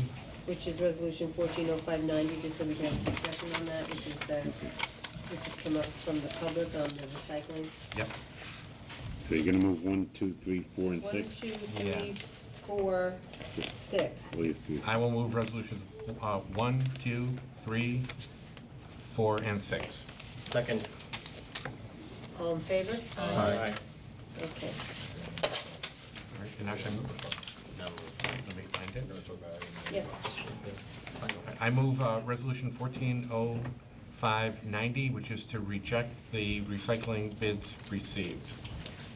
Okay, motion, a second? If I- Second, all right, then we'll If I have give a more little, discussion. little background on that I think that'd be perfect. for everybody. Where we were on that, just on the big picture, traditionally, I think probably since its inception, the recycling center has been financially self-sufficient. For a variety of reasons, that changed this year. And now, there needs to be a subsidy of a certain amount made to continue the recycling operation.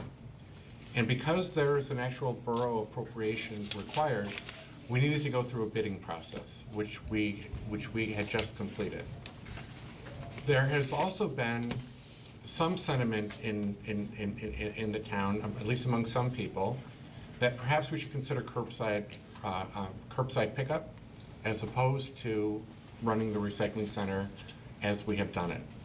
And the bids that the bids that we had recently solicited envisioned both of those possibilities. You know, if you wanted to do curbside, you could bid on that. A vendor could bid on that, and if somebody wanted to run the recycling center, they could bid on that. To evaluate the responses that came in, the council had previously made a committee, which included myself, Councilwoman Mitchell, and Councilman Boris, that had an opportunity to review, along with others, the bids that were received. When we received the bids, it was clear that the curbside recycling, the expense significantly exceeded what we had expected to pay for curbside. And as a result, we're rejecting that option at this point. Let me make one further clarification, that in some towns, when you do curbside or I suppose only curbside, residents will get a separate bill, and they'll be charged independently for that. We didn't want to take that option. This is it's an expense that's included in the services that we provide to the borough.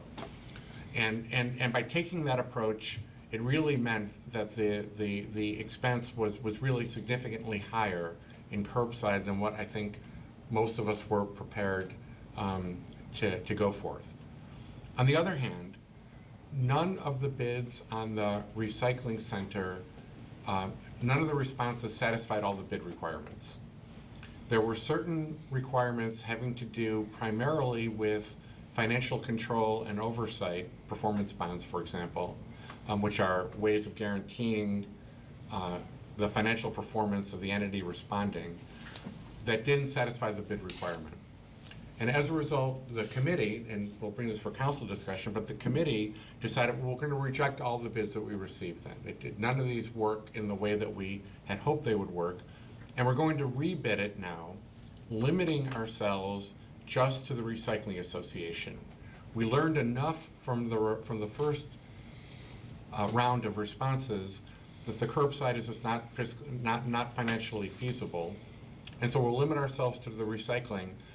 And the new bid requirements are going to have more flexibility in terms of how we can obtain the same level of financial oversight that we were hoping to obtain through a performance bond.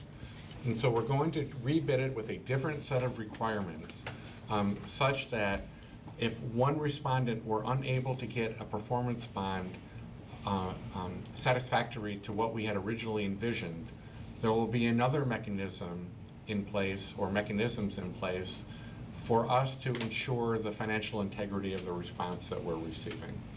And so, pending the council vote, that's what we're intending to do, is to reject the bids that were received, rebid for recycling for the recycling center only, and then that new bid will try to give us some flexibility to correct the deficiencies that were evident in the first round of bids that we received. Does anybody have any comments? So curbside's totally off the table? Yeah, curbside, by order of magnitude, it was about 3 times as expensive as the Recycling Association. It was substantially more money. And the option for homeowners to pay individually, that's not an option for us? We didn't consider that. We could. We did not. Because we already paid for trash collection. We already paid for that. Now, in order of magnitude, I didn't crunch the numbers precisely. It would be something like $35 a household. For a month, a year? A year, to do curbside. $35 a year per household? I think something like that, $35 to $40. Now, some people might want to do that. We're not taking that approach. Again, without polling, we'll rely on council, and you know, there's a couple of schools of thought here. There are some people who would like to do curbside, and that probably would not be insufficient, a prohibitive amount of money. I would say there are many other people in the town who value the recycling center as a community, as a focal point for the community. And we have simply opted at this point, what we're considering is that one way or another, it will remain our responsibility to provide that service rather than passing the cost along. Okay. Comments?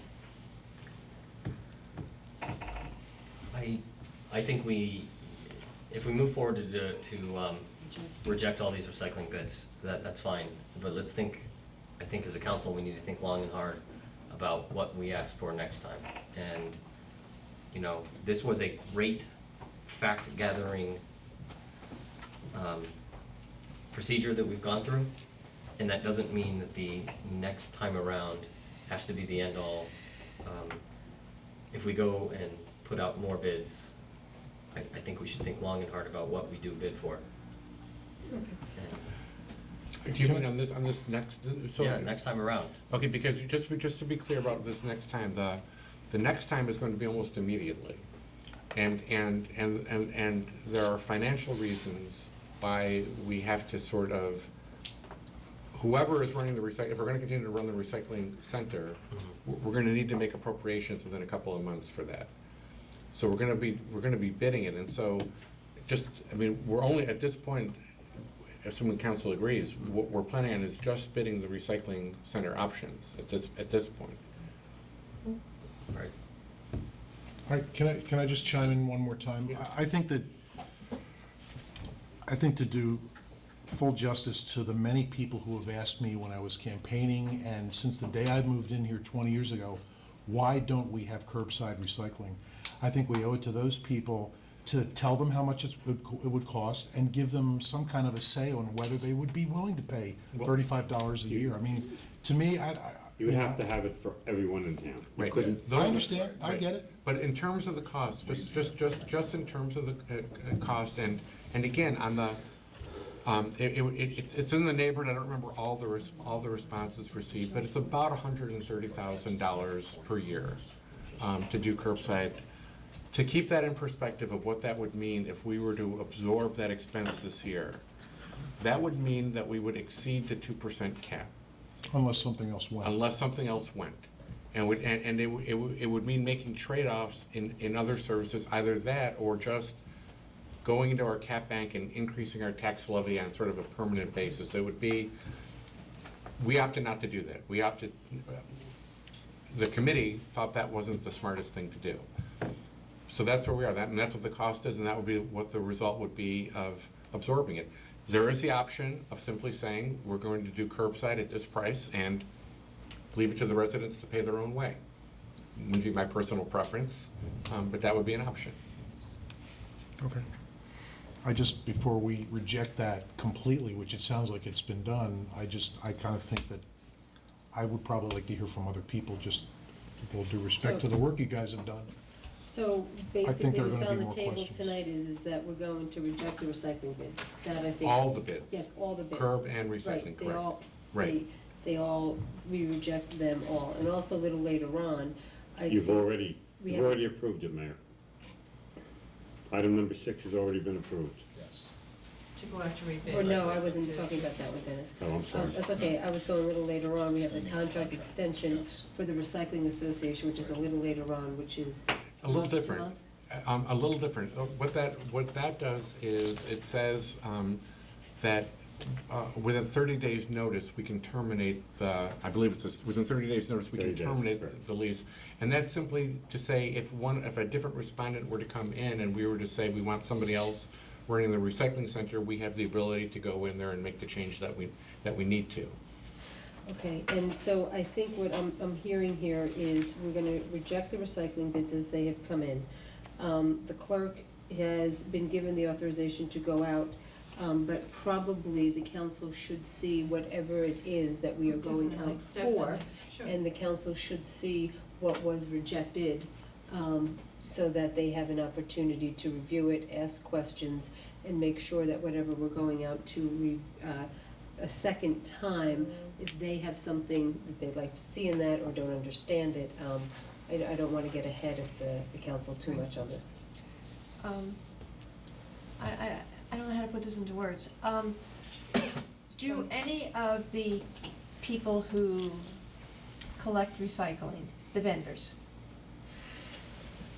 are any of them willing to negotiate a contract individually with with a specific household? We didn't ask that. What we asked was borough-wide. We are assuming, and right or wrong, I can't tell you, but we are assuming that if residents have the option of opting out or opting in, and consequently the volumes and the collection patterns become that much more complicated, the price will go that much higher. No question about that. Right, exactly. They have to cherry pick. Okay, so I think we're good to proceed, at least for tonight. Eleanor, you need to, Show the council. yeah, I think what the council needs is make sure they have is the original RFP that went out so that they can understand what then came in, Okay. you know, because We're there's. talking about Well, it wasn't an recycling RFP, center. it was a bid request. It was a bid bid. request, Mayor. It was a bid, so, we were. Whatever it was, Yeah. that Pat worked on. Okay, so, Need a I voice had a vote. motion, No, you have a motion. I have a You have a second. second, need a voice vote. All in favor? Aye. Okay.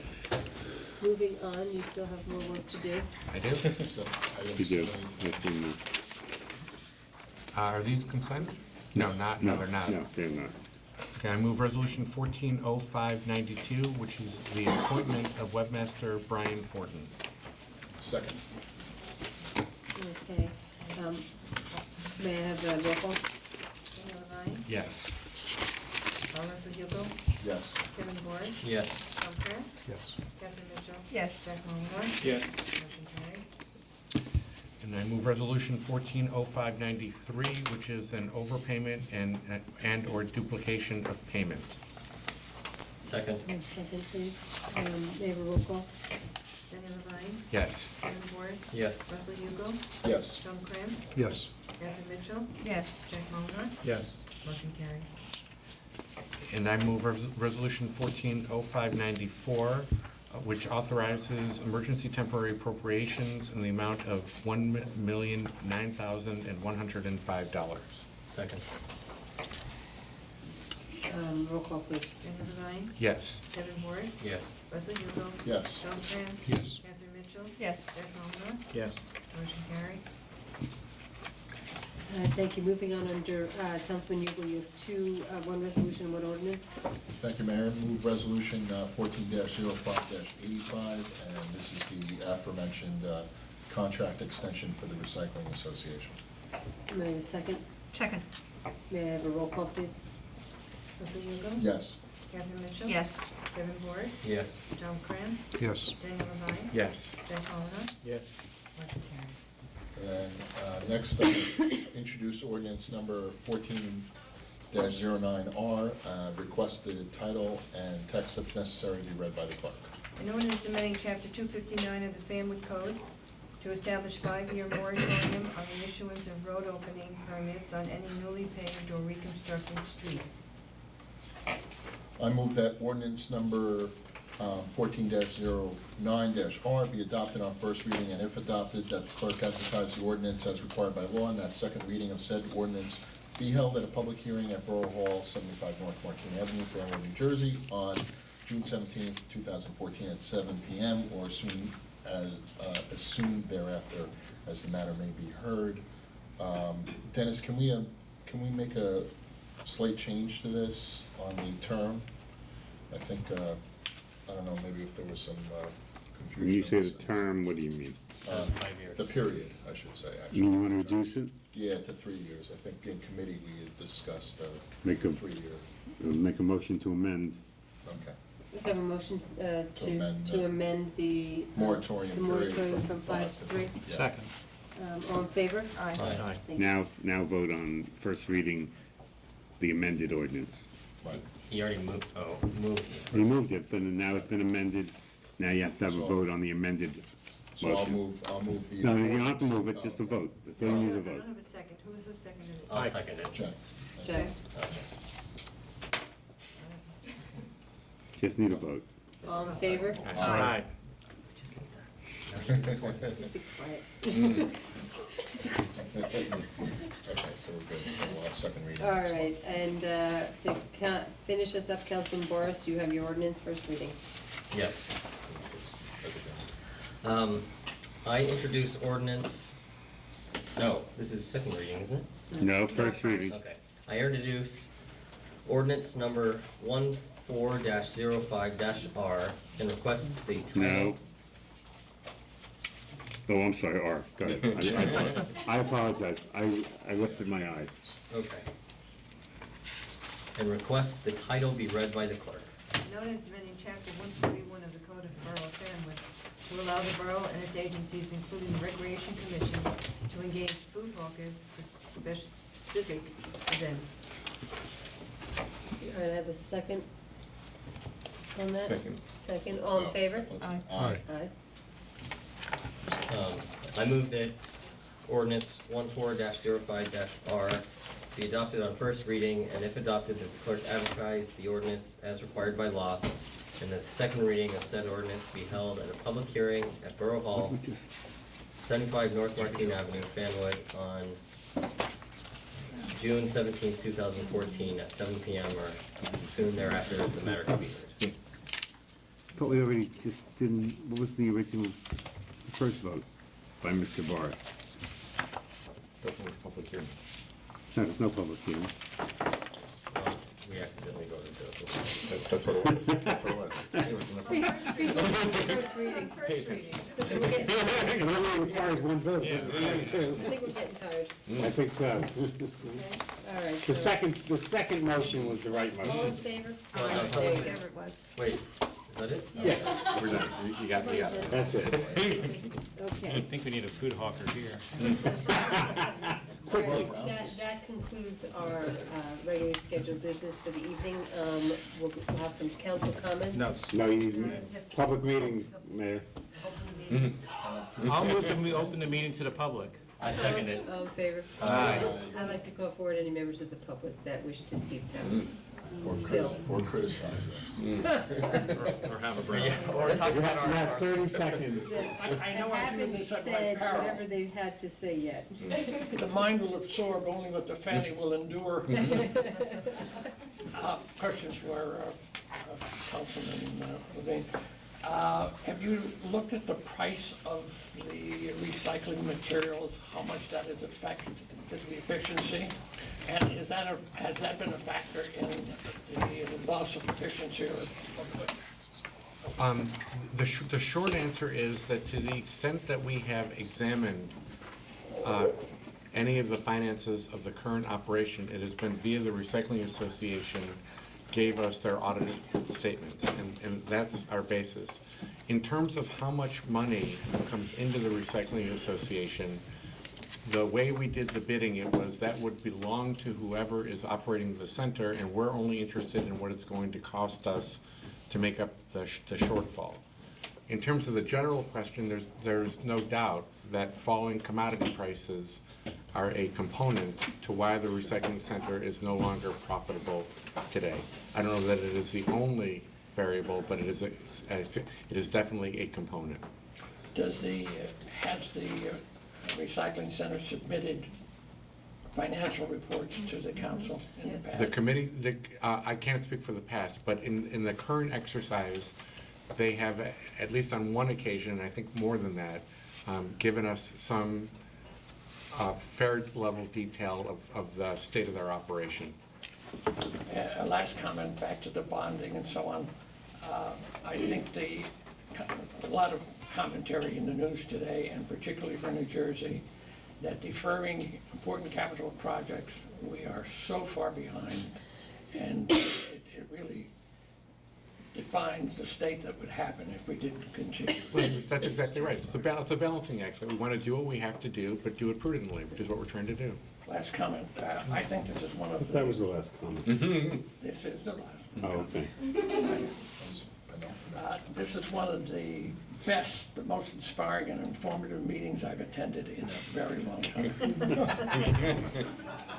Even with our lack of knowledge on the Robert's Rules of Order.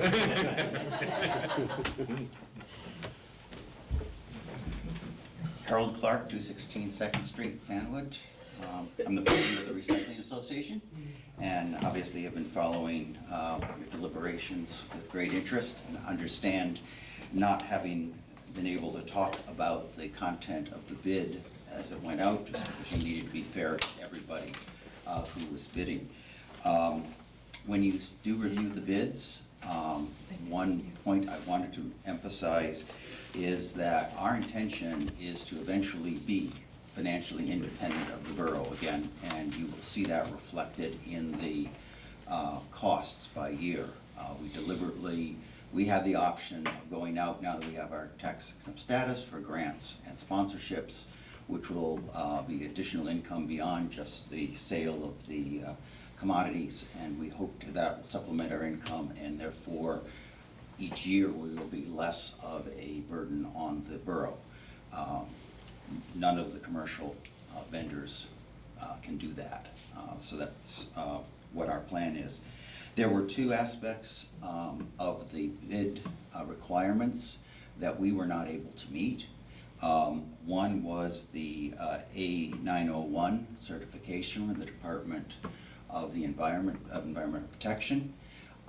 We have subsequently been in discussion with them, and since we are not a transporter of materials, that is a requirement that we understand we don't have to meet, which I'm quite glad. I don't know if you've ever looked at the application, but there's 25 pages of personal information on every officer and of the company, complete with who's your siblings, who are your parents, who are your children. You're trying to obviously keep certain people out of the business. We might think that. As one of our officers said, he has to provide less information to get a gun permit than he has to do that. The other area was the performance bond. We made an attempt to do that, but not being a company in this business, we are not set up to have provided this kind of thing in the past, and negotiating that, we are pursuing that, but it requires certain financials, and as you know, we're coming to you because our financials are in tough. So I'm also not sure I understood exactly why a performance bond is required. In my mind, it's so that you can certify the performance of the company so that if the vendor decides to skip town, you have money. We're not skipping town, you know where we live. No, our issue on that was more specific, and that is, when we make an appropriation, we want to know that that appropriation is good for the year. And so if we were to subsidize you X dollars, we don't want to be in a position of you coming back to us or somebody coming back to us and saying, oh, the commodity prices were a lot weaker than we thought, or we ran into this problem, we're going to need another amount of money. And the performance bond was a way of limiting that. We do know, and again, we are opening up to other bidders. You won't be the only, hopefully the only respondent. Sure. But the intention is that the new bid document, the new bid requirement, will give us other options besides just a performance bond. So if you're unable to come up with a performance bond, hopefully we will have other mechanisms in the bid document that will spell out how we might exert an equal amount of fiscal control and oversight absent a performance bond. Okay, thank you, I appreciate the clarification. In that, you know, we've moved our bi-monthly meeting to another Tuesday so that a member of the council can attend. It isn't as if you guys don't know what we're up to or doing, and we've shared our finances several times, and we will continue to do that. We work on an open book type policy. So we will welcome going through the bid process again, and I hope that we can clarify some of the things. The issue of insurance was another one. Every requirement you put on us raises the cost to the town. As a nonprofit, we can't, legal counsel says we can't be sued by anybody who benefits from our services. So the question is, what is the liability against which we are getting a liability? Who informed you of that? While you're at, it's under the Good Samaritan laws. I don't think you fall within that category. I'm not giving legal opinions to private organizations, but I don't think you are governed by that. Okay, well then we'll have to, I'm not qualified to say, I'm saying that with legal advice that we got. So we'll consider that, but just to let you know, every cost you require on us, since we're coming to you, raises the cost to the town. No question about that. So we'll have a chance to work this out. Thank you. Thank you very much. Seeing that there isn't anybody else, I'd like to have a motion to close the public hearing. Second. All in favor? Aye. Okay. Councilman Molinar, would you like to start us with any wrap-up tonight? Sure. I do have some comments. I figured I'd continue my comments of the local state of New Jersey. So if you've been following the news, once again, our governor is blaming everyone else for bad revenue projections. The buck obviously doesn't stop at his desk. So right now, he's given us old, mushy excuses by blaming public workers for actually expecting their pensions that were promised to them. But soon, many other state politicians will be telling you that the reason that your property taxes are too high is because there are too many local governments. They will not give you any analysis of how much consolidations will save you. They will just state, without facts, that too many towns is the reason. And everyone will just accept that as gospel without question. But it's not true. All these government services do cost money, but the problem in New Jersey is the way we pay for these services is wrong. Property taxes is not the way it should be done. As a state, we should be talking about how we pay for services, not talking about this consolidation of services, because the biggest problem is how we pay for it. Now, keep in mind that we should always be looking for ways to provide these services cheaper and at a lower cost. Now, at the local level, as a councilman, that's all I can do, is to look for ways to do it cheaper. I can't change legislation. at the state level or change tax law. I, like you, I am at the mercy of Trenton. So the next time a state politician tells you that it's the locals' problem, they're lying. The next time they blame teachers, policemen, firemen, public works employees, and administrative staff for bankrupting the state, for actually expecting what was promised to them, they're also lying. And it is up to you as a voter to understand that there is no silver bullet, and that services do cost money. We all just have to come to an agreement of how to pay for it. That is all we need to do. And it is easy, but if you accept the fact that, oh, it's just someone else's problem, you're going to continue to get no answers, and we're going to continue to kick the can down the road, and New Jersey will be the worse off for it. That's all I have to say tonight. And enjoy your Memorial Day. Well said. You should take that, you should submit it as a editorial. I like it. Can you top that, Mr. Coon? No, that's a tough one. I just want to say that the Click It or Ticket program, which is actually in effect now, is a really important program. Basically, fasten your seatbelt, make sure your kids are buckled in, and make sure kids are in car seats, because it really does cut down on injuries and deaths. And if you don't do it, the nice policeman will make you do it. That's all. Kathy? If you have seen the meeting from the very beginning, we honored people, our EMS people, our police, and nurses, and these are people whose services we basically take for granted. As we go along in our daily lives, we really don't think about these people, except when you need them. So I would just like to once again publicly thank all of our EMS people in our police department. I had an issue privately, last year with myself having to go to the emergency room, and when the police arrived and the EMTs, I knew that everything was going to be okay. So just make sure that you donate to the rescue squad. They need your help to continue to arrive at your door when you need them. We'll see you on Memorial Day or at the concert. Thank you. Councilman? Is somebody in charge of weather for the concert and the parade? Russ No. is, Russ is going to make sure the weather is. I just want to, that's a tall order. I don't know. I just want to wish everybody a happy Memorial Day weekend. Hopefully I'll see you on Monday at the service. It really is one of the nice things that we do here within the borough, is the service at the library at 9 o'clock for Memorial Day and the parade.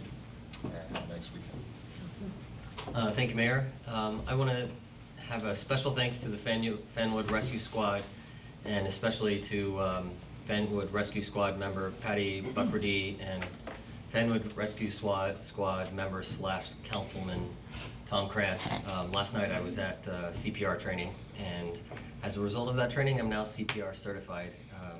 So Fanwood runs a great program. Tom runs a great program. Councilman, thank you very much for that. You were a very good student. And, and have a good Memorial Day weekend.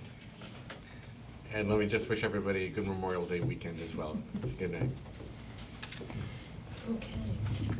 Well, thank you very much for tuning in. We hope that you have the rest of the nice month of May, and we'll see each other again here in June. Good evening, and may I have a motion to adjourn tonight? So moved. All in favor? Aye. Good night.